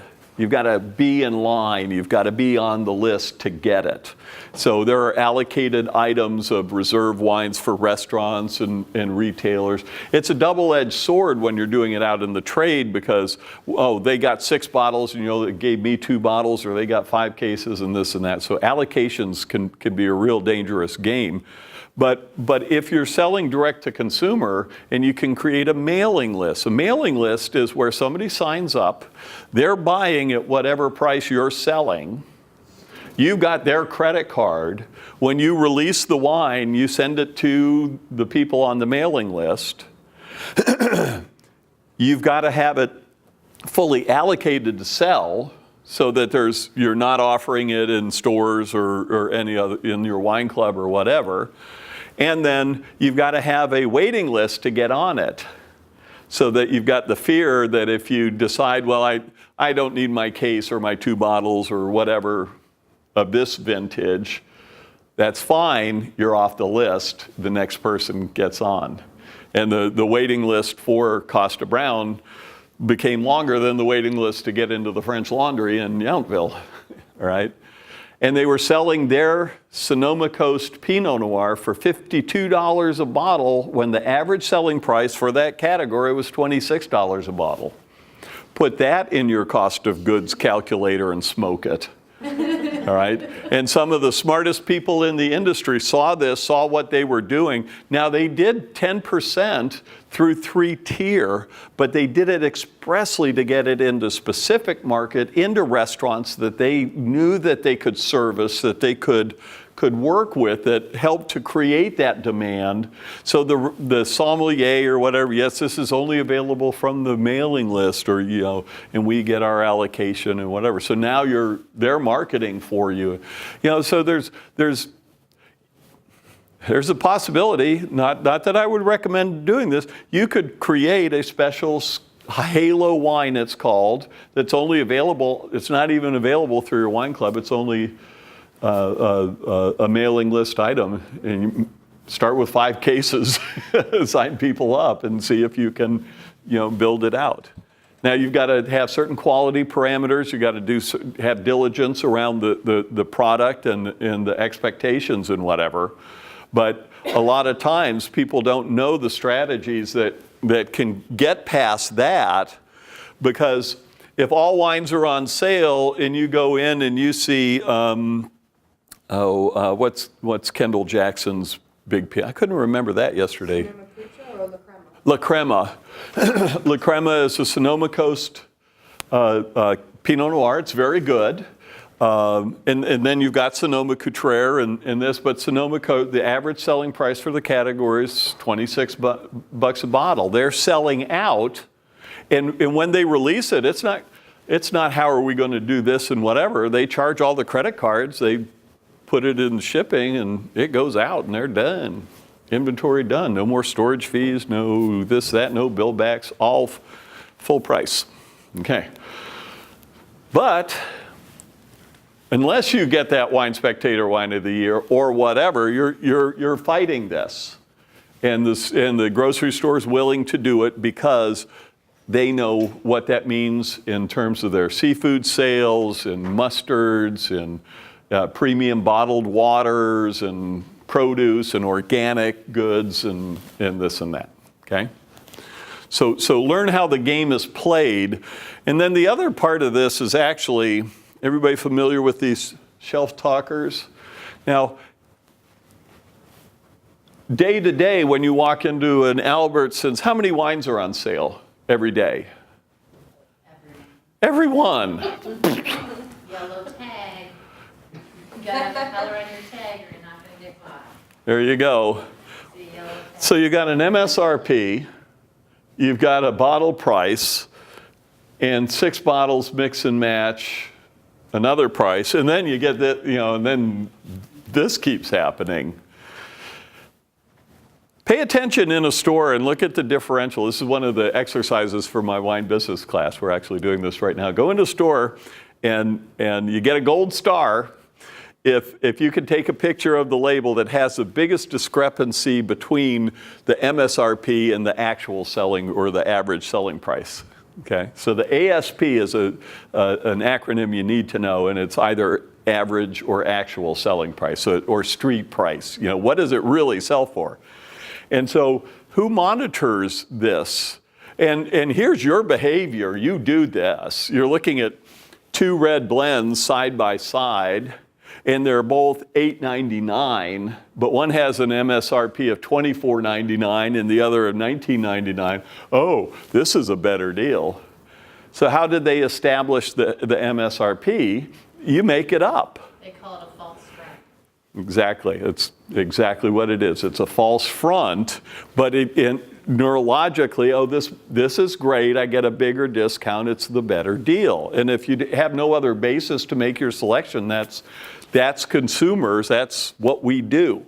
All right. But I think there's some, in Oregon, there can be a little bit of an issue because in Oregon you have to sell your wine at the same price to everyone. Where you What- go into other states and, Correct. Now, for most states, that's actually it's and there are even worse iterations of that. But yes, there's posting of discounts, and so there's things that you have to know about how the business is also done. And so in the state of Georgia, you actually have to assign a distributor to your product.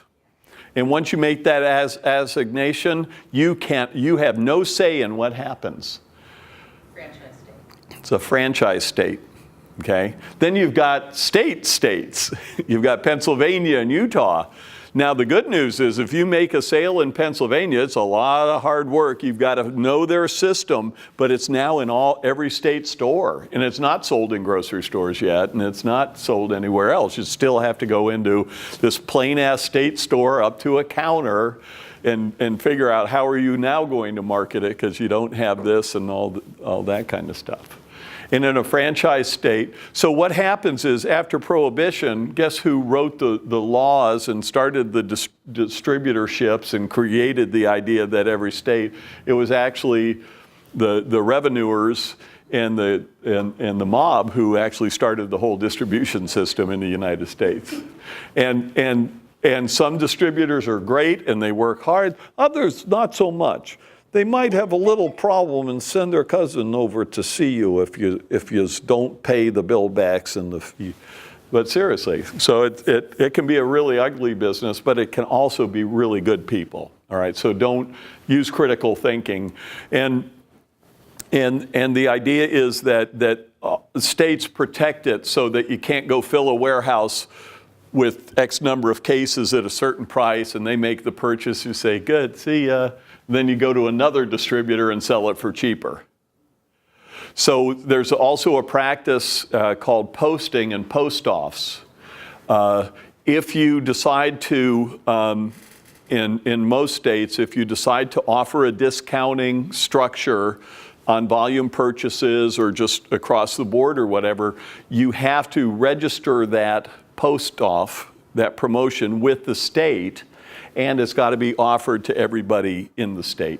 It's fair game. So you can't show favoritism and price fixing for this grocery store, but sell it for a different price over here. That makes sense? It doesn't have to be printed in your book. What's that? So if you do a post-off, you can also do a blind post-off. Well, depending on state, yeah. So you've really got to know state, and this is why there's so many compliance services and outsourcing to understand. But it's also when you're deciding that point of sale, what state should I do business in? These are the kind of things you really have to be wary of.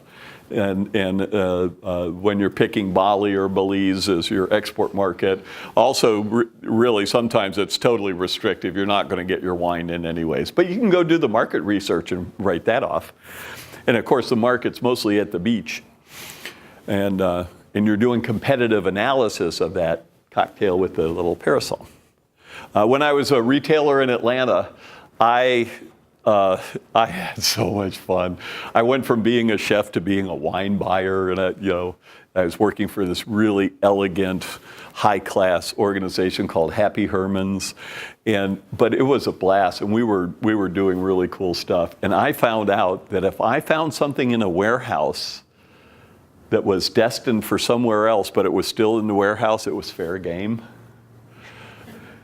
So Perrier Jouet champagne, the Fleur bottles and whatever, they make something called a Grand Brut. Everybody in Atlanta had Perrier Jouet Grand Brut at about $19.99. That was the average selling price. At Happy Herman's, it was $8.99 a bottle. And I had a stack of 50 cases. And on every label was the Ritz-Carlton lion logo in beautiful blue. And I found that they were warehousing it. They didn't put it in any books, and it was a special deal, and they were doing this workaround, and I found it, and oh, I got in so much trouble, but I made my customer so happy. So again, learning the system, learning what you have to do is the real point. Know the market and know the game. Okay. All right. So in tasting rooms and wine clubs, here's the game.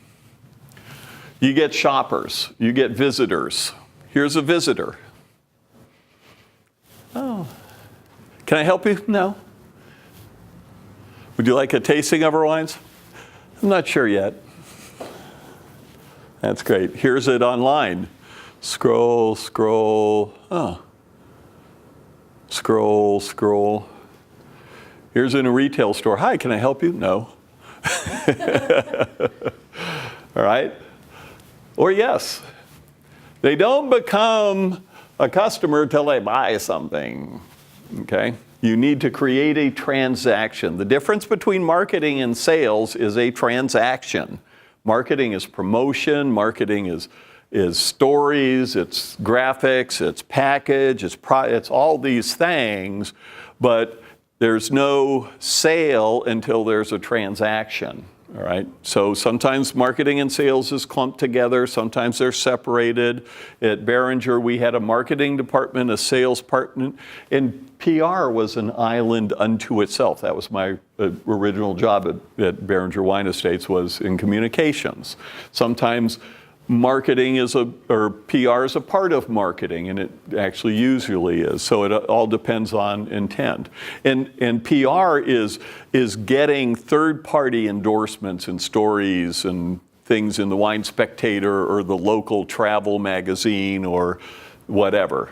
That's what PR is. So it's a generation of third-party endorsements and stories and whatever versus marketing where you're writing your own stories and whatever.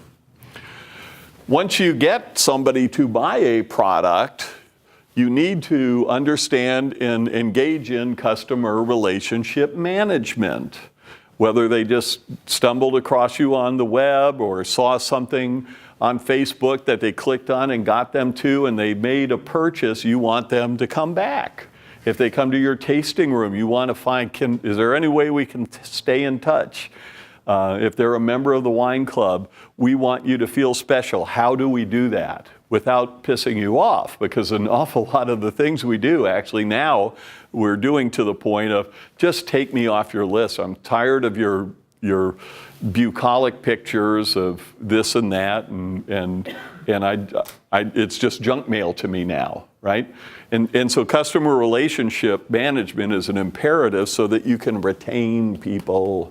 And that's the number one thing, especially in direct-to-consumer sales, but it's also number one thing in a grocery store. So they buy the product when it's on sale or when it's on this end cap or just because they like the label, but they say, wow, I'm going to repeat and buy it again. You've retained that customer. And it's gold. What you also need to understand is shipping and compliance and logistics. We talked about the compliance issues state by state, the rules and regulations, but there's also shipping and logistics. I happen to mention, anybody know Golden State Overnight yet?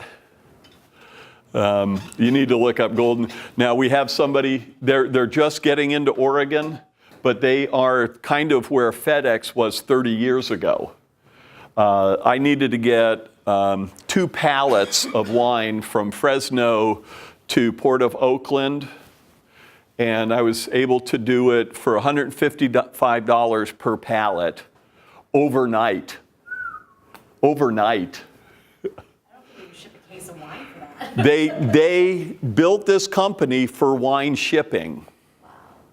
And so you need to look into it. Their infrastructure in Oregon and Washington is not complete yet, but I can take a box of stuff for our kids in San Diego and fill up a box with 60 pounds worth of stuff, this big and this, and I can have it overnighted to them for about $20.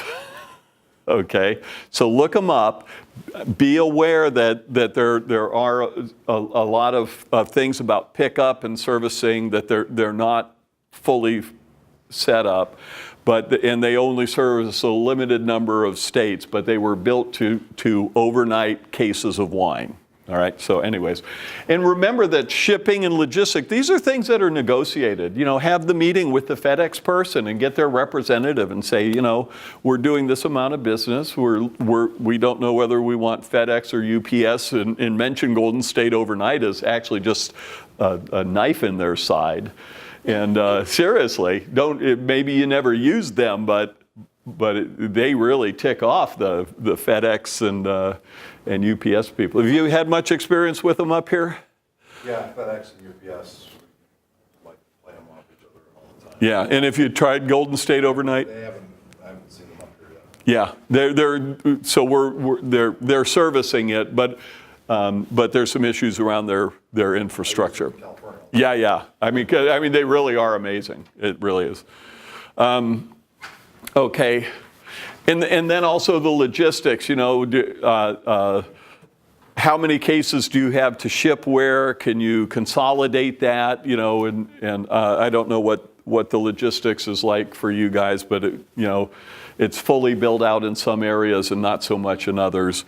But it's a big part of ensuring that if you do make a sale to a consumer, that you can get the product there with a reasonable shipping cost that they're willing to eat or that you're willing to eat. And more you're just fighting that, why would I pay that price for this product when I get 30% discount just walking into the Albertsons, all right?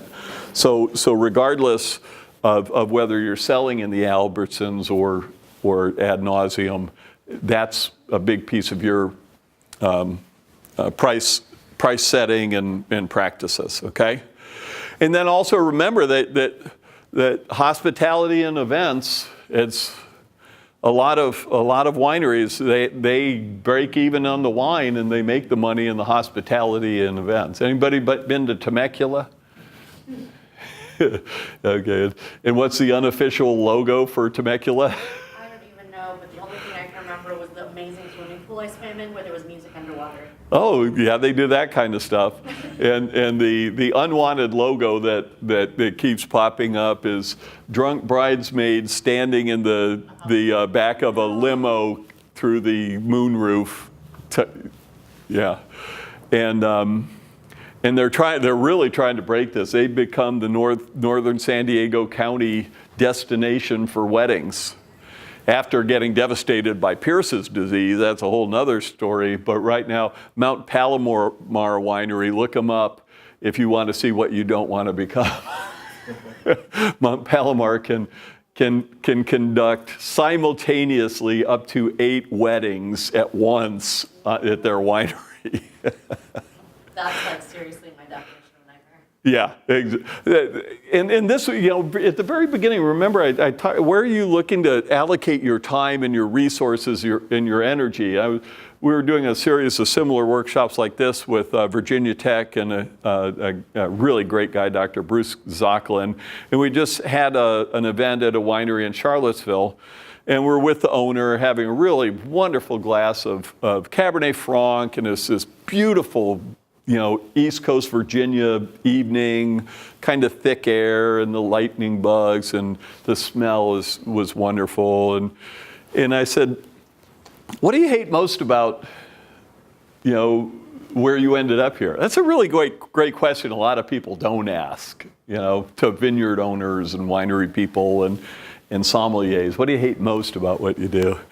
He said, never in my wildest dreams did I think I was going to retire to this beautiful place, have a winery, and end up as a frickin' wedding planner. Because it's the only way they could actually make money, and they were making a lot of money. And they could accommodate a lot of people, but they had all the hysterical bridesmaids and grooms and parents of the this and that, and this huge revenue generating wedding for 300 people and thunderstorms and lightning and whatever. you know. So sometimes be careful what you ask for.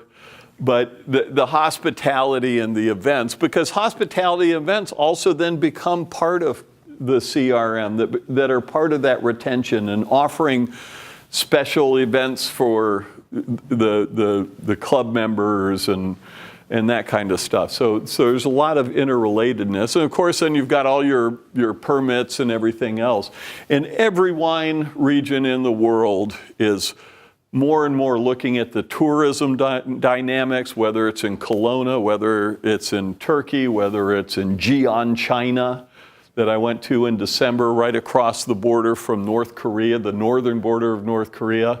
And becoming an ice wine production center, they've all of a sudden got an industry where they're in this absolutely incredibly remote part of China where now they've got tourism, and they've got this new product, and they've got vineyards, and they've got jobs. And that's going on in Ohio. And they're making some really cool wines in Ohio and Michigan, and red ass rhubarb wine in South Dakota, and so on. So competition is fierce, all right? And expectations might not be what you think a lot of times. So how do you market and drive that traffic, okay? All right. So fundamentally, what grapes do you grow? How much do you pay for them? It all begins and ends with the market. If the price of Howell Mountain Merlot goes up to, or Cabernet goes up to $21,000 a ton, what do? Can you justify it? Can you cook that in? And unfortunately, you can, but is that where you want to go? Is that the game you want to play? And sometimes that's a really good incentive to move somewhere else. But it all begins and ends with defining the market and developing the value proposition, whether you're playing the Parker Points game. It's a market. It's vital. There's nothing wrong with it, but it's a very small segment of the market that pays a lot of money for wine if you can create the right value proposition.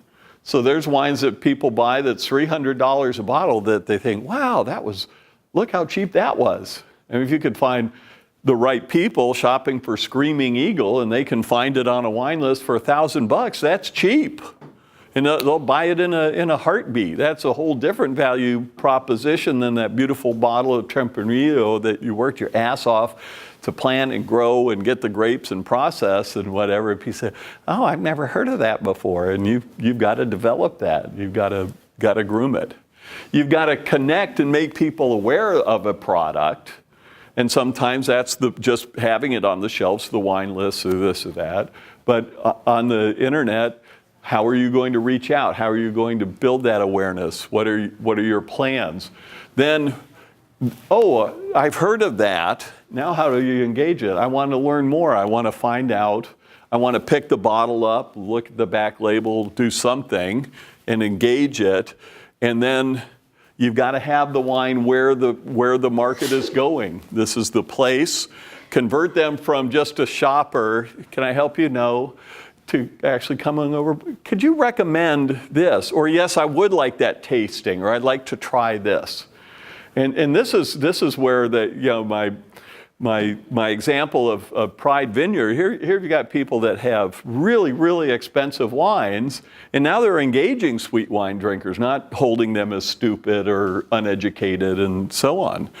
So they're converting those people to shoppers on a totally unique value proposition that nobody's leveraging, it's with the exception of Robert Mondavi Winery. Do you know what the number one selling wine in the Robert Mondavi tasting room in Oakville is? Moscato. At $30 a half bottle, so the equivalent of $60 a bottle. And it's not a drier Moscato, it's actually 10% residual sugar, 100 grams per liter. And it's a cash king, I'll tell you. All right? And then people come back, and people take that bottle home. Do they take it home because it's a dessert wine and they're going to serve it with dessert? No, they take it home because they love sweet wine. And they tell people about it. People take home that special bottle that's only available in the tasting room so they can proudly say, oh, you can't get this and they tell the story. If you give them an experience that makes them go wow, they serve the bottle of wine and tell their wow story that separates you later from all the other tasting rooms so that they come back. And then how long can you keep them? A lot of numbers are bandied back and forth, but the best estimate that I can find, there's something called a churn rate in wine clubs, and that's the duration that you have a wine club member and when they drop off. And so to my best estimate, anybody can correct me, and we're constantly looking data. So right now, the average churn rate for a wine club member is 40% drop off after a year. So if you're growing your wine club at 40% a year, and you're on that average scale, you're growing your wine club 40%, you're just treading water. You're not adding anybody. You're just replacing the people dropping off. Okay, so the retention is just a huge, huge thing. And so, if you go into your handy dandy Wine Biz Sim, and you save whatever project you've been working on and go back to the auto filter, and you go to the pull down, you'll see the wine pricing calculator. We are going to open up a new one. You would save this as a bookmark, save that URL, and name it, and so on and so forth. This is going to give you the ability to run pricing scenarios for individual wines. Okay? It's also simple enough that you really don't even need to save it, whatever, but it can help you. So remember that estimated retail price that we were showing before? This is actually a finer granularity of inputs so that you can really see what happens.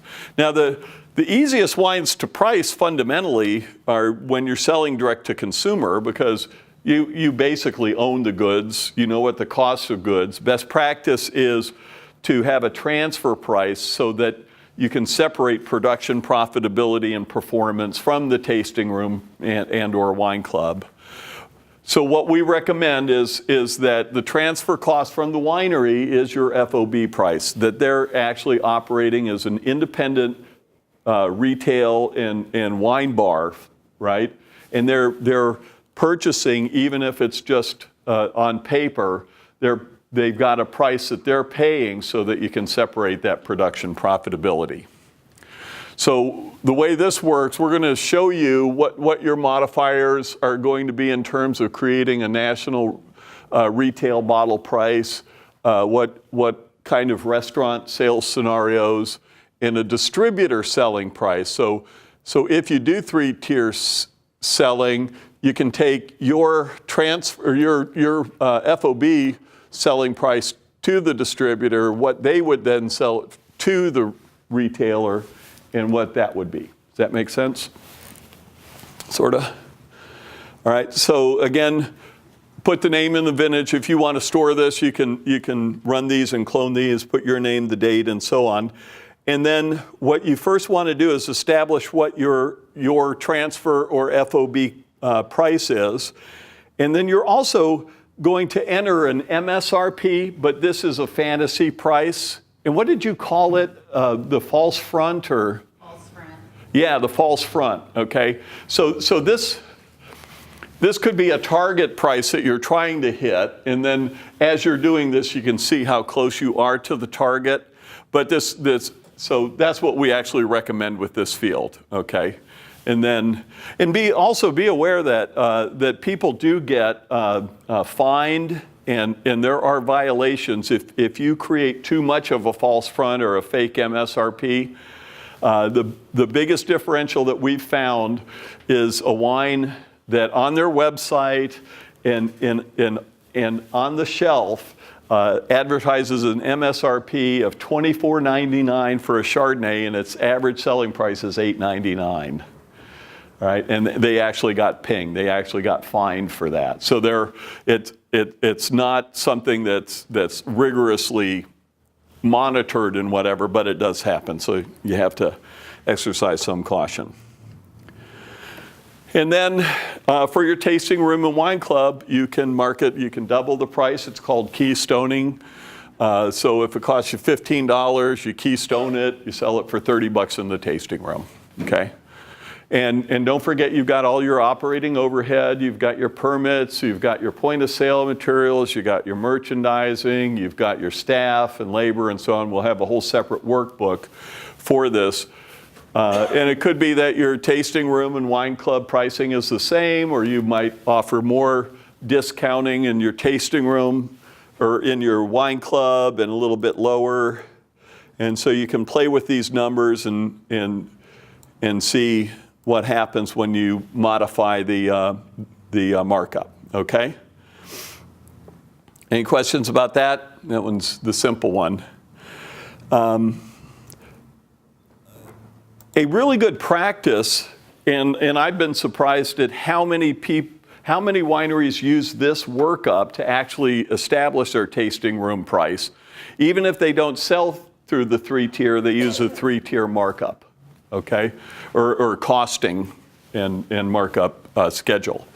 So the way that goes is if we're selling our wine at $180 FOB, if you do business in certain states, there are sometimes, it's a good idea to have somebody locally representing, a broker or somebody helping sell your wine, and it's a requirement in certain states that you have to have a licensed registered person who's responsible for the taxes, and that's why they have that. And so if you're doing all 50 states in national distribution, we recommend putting in 1 or 2% here to cover what you would have to do in certain states. The next field, we've got $12 in here. And this is the consolidation, freight, insurance, and taxes that gets your case from your warehouse or from whatever consolidation point that you deliver it, and then gets it to a state for 3-tier distribution, okay? Now this is paid by the wholesale and the distributor, and the range could be anywhere from 8 or even less for big shipments, and full container loads can be as low as $6 a case. It can be high as $20 or $25 a case. I was actually working with somebody my wine business class who really needed my wine business class. And he's an importer in Florida. He's starting this little business. I said, well, how much is your freight from Italy for these wines? He said, oh, God, it's going to be really hard. The last shipment was $200 a case. Oh. I said, what? Oh, it gets better. I said, He's selling Barolo. I said, what's your cost of goods? He says, oh, I don't know. That is a true story. I go, what? You don't? I'm embarrassed to ask. And so he's representing wines for somebody who has a winter home in this area of Florida, and I said, we need to talk, buddy. Sometimes there might be additional costs, pickup costs, this and that. So again, there's a catch-all here for anything additional. State, local taxes, sometimes it's done on a percentage, sometimes it's done on flat gallonage rates or whatever. So this is for a gallon tax. And for your shopping pleasure, if you want to know what the taxes are, we've got a link right next to that. So here it is by state, excise tax, general sales tax, whether it applies, for local wines, by alcohol, and whatever. So, and this is actually this was all that the original tool when we started working with Bree was to give you this.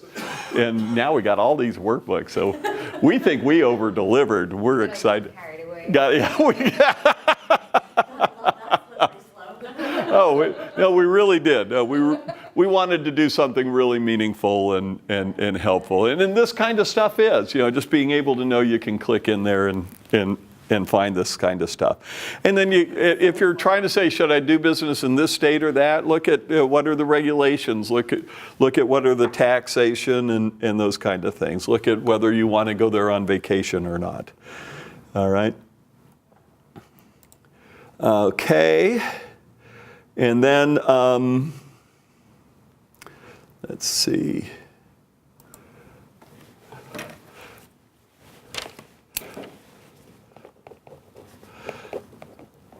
Tax rates not in new. Hang on. Note to self. Okay. So we've got all that. And then a term that you need to know is a distributor landed or laid in cost. And so remember that your FOB was actually your final point.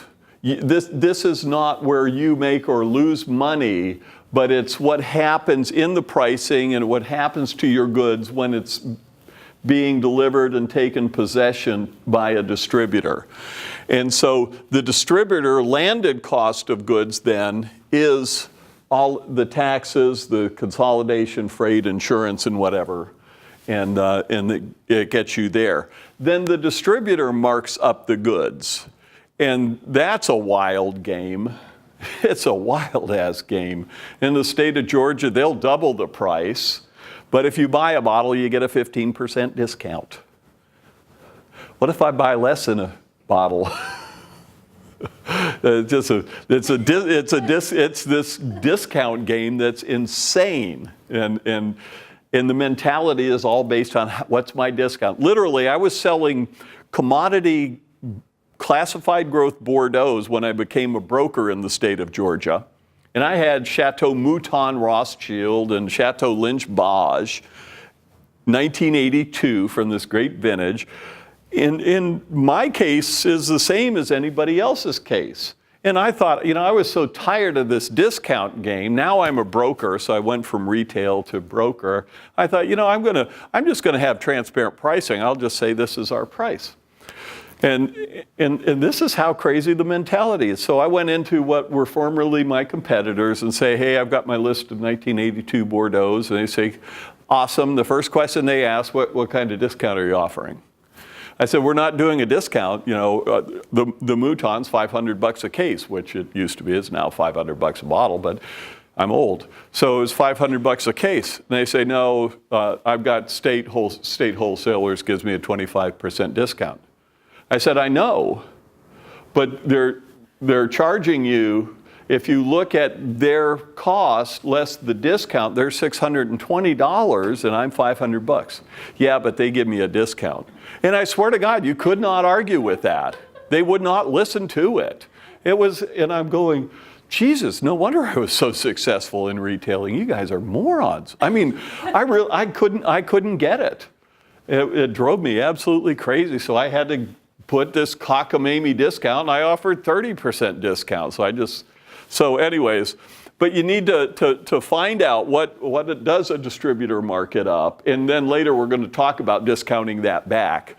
So if you're doing this for the state of Georgia, you can find out and get estimates of what it would cost to get it there, depending on quantity and shipper and consolidation, and then you can plug in double, and then later we're going to discount that back if you want to play that game. So this is the money that the distributor makes on it. This is the margin that they make.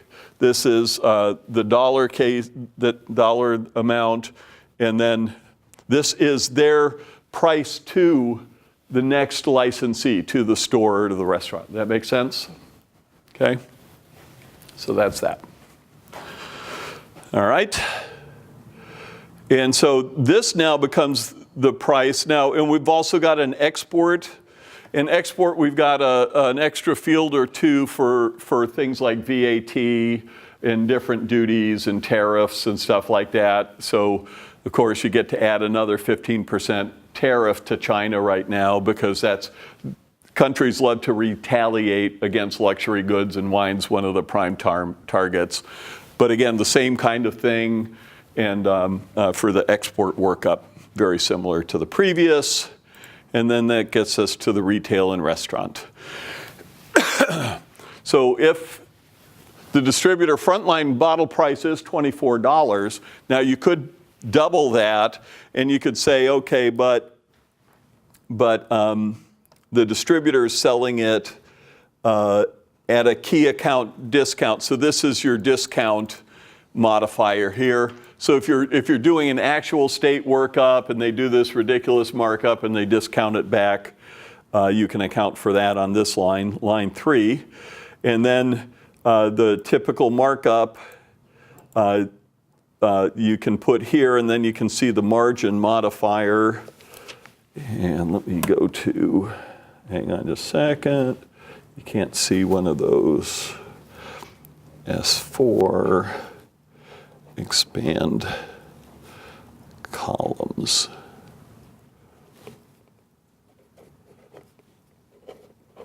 Pricing. Okay. So you enter the markup that they would have, and then for the restaurant, are they marking it up double, which would be a 2 or what? We've got that in different increments so that you can see what that goes. Now, the thing to understand about restaurants particularly, a lot of people go into sales with a bad attitude and a misunderstanding of how restaurants make money and what the cost is to really sell bottles of wine. I told you my story twice now about making the presentation and not understanding that they were bonused on percentage, not on dollar contribution or volume, all right? I was asked to do a presentation years ago at the Unified Symposium in Sacramento, and literally this is how my session was proposed. We want you to moderate a session so we can put restaurant people on a panel and grill their ass about their overpricing and ridiculous markups of wine. That's how it was framed. And I said, you betcha. So I got the corporate vice president of beverages for Ritz-Carlton. I got Rachel Anilak, who at the time was the wine buyer for Olive Garden. I got Doug Frost, who's a master of wine and master sommelier and a nut job. I love Doug because he makes me look calm and normal. And 20 years ago, he looked like Shaggy from Scooby-Doo.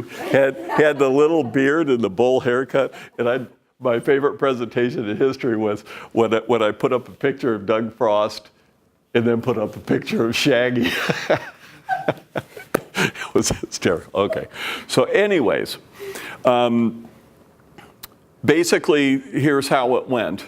The Ritz-Carlton buyer got up and said, you know, people don't understand our cost of inventories and how much inventory we hold and how much the cost of this special wine cellar, private dining room, and Riedel. And it used to be that we had wine glasses and you could fit 24 or sometimes even 36 wine glasses in a rack, and they were about this tall, and they sold Arc Rock wine glasses. And literally, here's the demonstration from the Arc Rock. Here's this beautiful wine glass, and it's this thick, heavy, clunky ass thing, and they drop it on the concrete floor and it would bounce. And you could stack these up, you could put hundreds of them in this area, you could bounce them off concrete, and 36 of them fit in a dish rack, all right, to go through the dishwasher. Now, we're lucky if we can fit 16 in a rack, and they're this tall, and you breathe on them and they break, and they cost per stem so much money. And we've got these ridiculous inventories, and we've got the pressure from you guys, list our wines, and we do, because we want to have this award-winning wine list and this and that. And we've got to hire sommeliers, and we've got to do staff training. When we do staff training, we've got to pay the staff to be there to listen to your marketing BS that you think you're educating and this and that. And we've got to do tastings, and we've got to do all these kind of things. And as a line item for the Ritz-Carlton organization, wine is the least profitable thing of anything in all of the food and beverage department already. And you want me to lower my profit on that?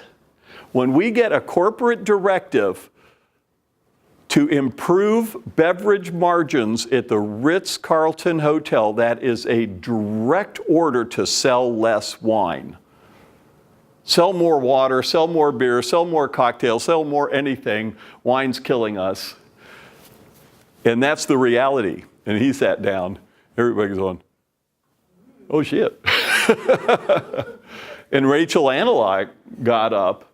And do you know how many millions and millions of dollars that Olive Garden committed to expanding their wine and selling wine? They were actually, at one point, they tried selling Barolos and whatever and whatnot. And just the transition of glassware in the Darden Restaurants Olive Garden division 15 years ago was nationally 600 restaurants. They sell, do you know that the largest reseller of wine on premise in the entire United States is Olive Garden?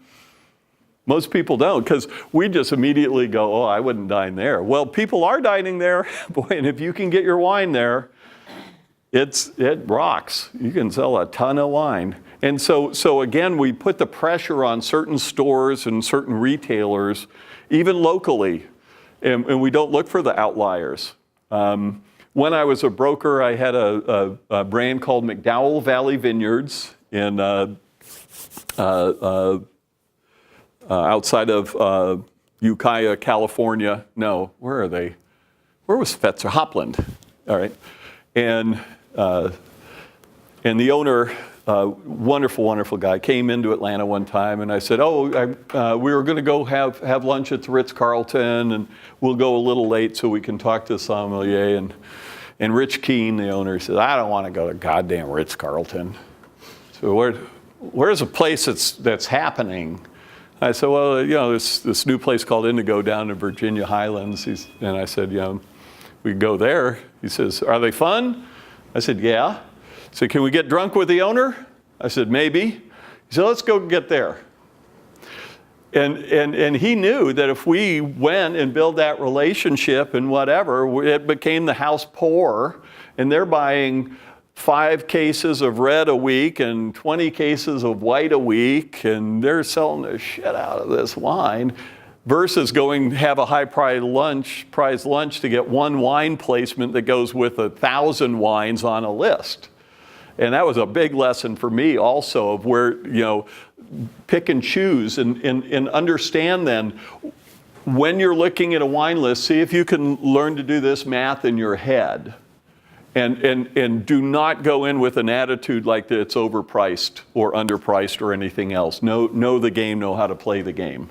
When you go into a retailer, if you're going into a specialty store that wants only limited availability items, look and see, and you can maybe determine that they're marking up their wines 1.5 times, a 50% markup, and they're getting that extra premium. And be really careful if you sell wines anywhere else around them. If you get them to love your wines and to focus on it and hand sell it, and then you put it somewhere else in a place that has a lower markup, they'll delist you in a heartbeat. There are companies who have lost their butt because they had the success of making a national placement in Costco. Costco marks it up 15%. And as soon as your wine goes into Costco and the person that's going in for their batteries or their tub of, have you seen they sell drums of olive oil now? 50-gallon drums of olive oil. Jesus. A restaurateur goes in or another retailer and says, I'm taking that wine off my list. I'm taking that off my shelves. I'm delisting that. If they're selling to Costco, I'm not. And then you may be rocking and you may be totally successful. And Costco has certain operations. By the way, if anybody wants, there's a documentary on Costco and the wine program with our friend D.C. Flint. I'd buy a coat from that man. I know. D.C. Flynn's family had a honky-tonk somewhere between New Orleans and Houston on this lonely stretch of the road, and he's now a Burgundy specialist and a master of wine and whatever. And he looks and sounds exactly like George Zimmer from, what's that tagline he has? You like the way you look. Every time I say, DC, I want to buy your coat. All right. So anyways, know the game and know the implications of placements and relationships and whatever. And sometimes get off the beaten track. You know, everybody's trying to get to the fine wine. We need to be at the wine store in Jacksonville. You know how hard that is? And even if you get there,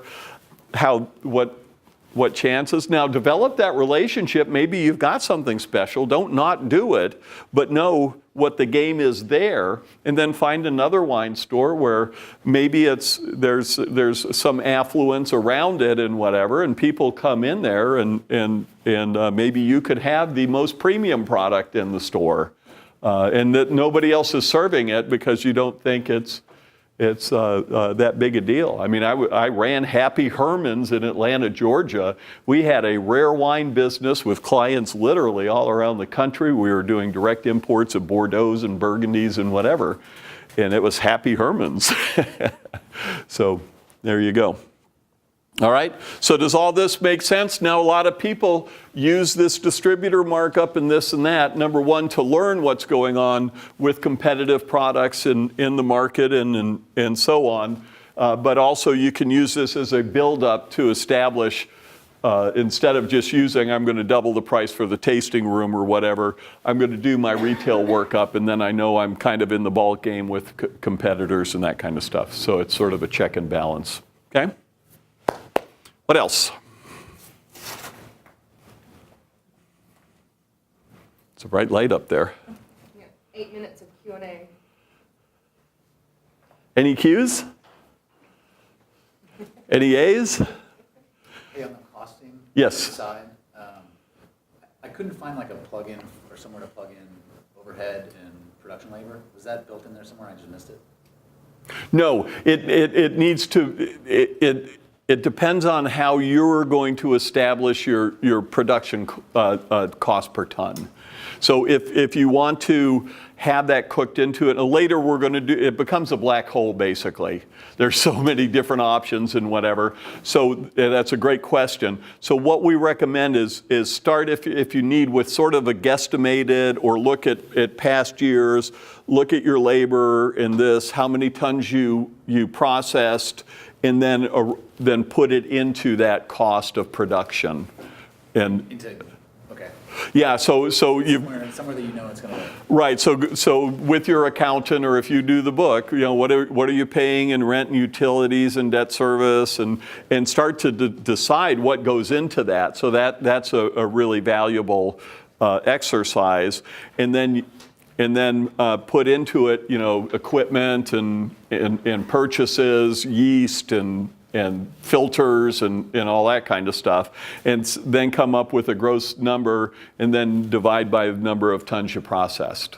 All right, and then later you might say, you know, wait, we're accounting for this elsewhere, or that's not really a production expense or whatever, and so it'll just give you a little bit of rigor about the number that you're using. Then when you have an exceptional cost, you may say, oh, you know what, I put this in the cost of production, but that was just for that one vintage. We had to do something with reverse osmosis, or do a special this, or bring in a piece of equipment, or purchase certain things for that vintage. So you've got that pre-fermentation, and then you've got an exceptional price pre and for production. Yeah. Yes. Just on that question, when you're building the tasting room modules, will it be sort of like this where, and this is kind of a very small portion of this, I know Churn has, we have 2 tasting rooms. Will we be able to separate them out? Yeah, you'll be able to just run 2 separate plans. Yeah, exactly. Or you can combine them to run one major, or you can do separate and then do another one to put them together to see the net. Yeah, Yeah. And when we do the tasting room, what we're going to be doing is asking the question, how many days are you open? What's your annual traffic count? And so there's also this is one of the biggest challenges right now. Were we talking about this in Portland? How do you know what your traffic is? And do you have somebody standing at the door, a clicker, or this or that?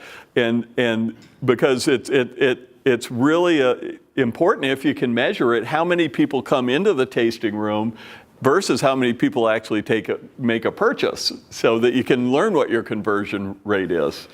So what we'll have is a way to generate number of visitors, or number of customers actually, average sale to visitor or customer in point or multiples of bottles, average selling price of that, and then we break out also tasting fees, incentives and discounts that you give back as inducement. Join our wine club, we'll waive your tasting or this or that. And so it also helps understand what are the best practices that a lot of people aren't looking at, but how to capture it. Then all your merchandise and what your merchandise markup and inventories and that kind of stuff. And so will your events, your special tastings, if you do musical events and charge for it, what's that? And then during those, what's your sale per guest? At the end of that. And then, so we establish your revenue stream for events and hospitality and tastings and merchandise and bottles. And then we get into costs and the tasting room management, part-time help, special events, on-call, those kind of things, and then very detailed line items for your rent and insurance and food items that you give away and expenses for your packaging and paper goods and whatever. So it's taking a little bit longer because it's really detailed, but it's what I actually use in my consulting when we do financial workup and project for companies. So On your, we call it a guest report on the visitors. Is there one thing that I've struggled with on how to, so we use a really sophisticated system I call the paperclip system. Oh, got it. Yeah. And it works. Yeah, you can use hole punch or rubber bands So or we gold found stars. People will drop a paperclip, and so we count I love it. visitors, everyone that gets a glass. Yeah. And then we also count club, So the hardest thing I've had, and I haven't done a lot of research on it since you're here, I'm going to ask you. I'm just doing raw data of, 100 visitors. Awesome. So, because I decided. Visitors are customers, because if they Well- get a glass, they're a customer. No, well, no. Well, but they've got a way to capture a visit versus giving a glass as a conversion to a taster. And then you've got your point of sale to record how many transactions. So Right. you're capturing that's awesome. All that. I love that. But the problem is you end up with the raw data of 100 visitors that have gotten a glass, and then you count how many out of the 100 purchased. But the reality is, most of those are couples. So when I first built this Yeah.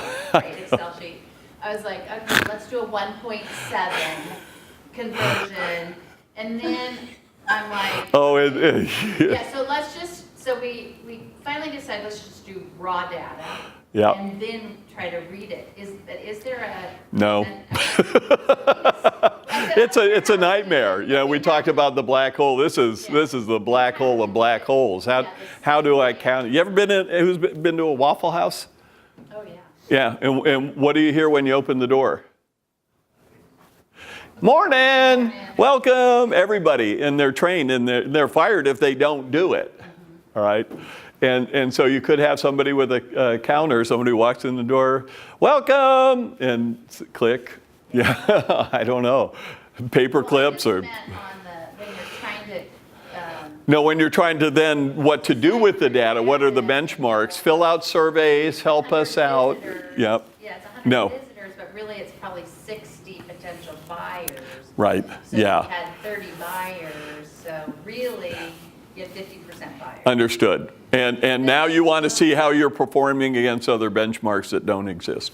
Yeah, Yeah. but there is no rule. is Right. what I'm hearing. And so what you can do then is look at your own performance of this month versus next month versus year and that. What's really common is one of the tasting room practices is doing ring incentives. And so what they'll do is the tasting room manager will go to the point of sale, they'll run a current report of this and that, and then they'll say, okay, everybody gets $25 if we can sell this much more by 3 o'clock. All right, and this is actually, if you then go in and read Yelp reviews of other wineries and see what pisses people off. And the number one thing tracking to piss people off, oh, have you signed up for our wine club? No, and stop asking, that's what that, and we left that winery because they wouldn't leave us alone, and we did this and that, and just shut up. And the reason is people are getting highly incented to pay this. You know, it's $50 in your pocket for everyone or more, you know, that you can sign up, and people are just getting really sick and tired of it. So be really careful with your best practices. You think you might have this great incentive for your staff and whatever, but it might have negative consequences. And read Yelp reviews and find out what people don't like about tasting rooms. Find the tasting rooms with the worst ratings and find out why, you know. So, all right. We are done on time.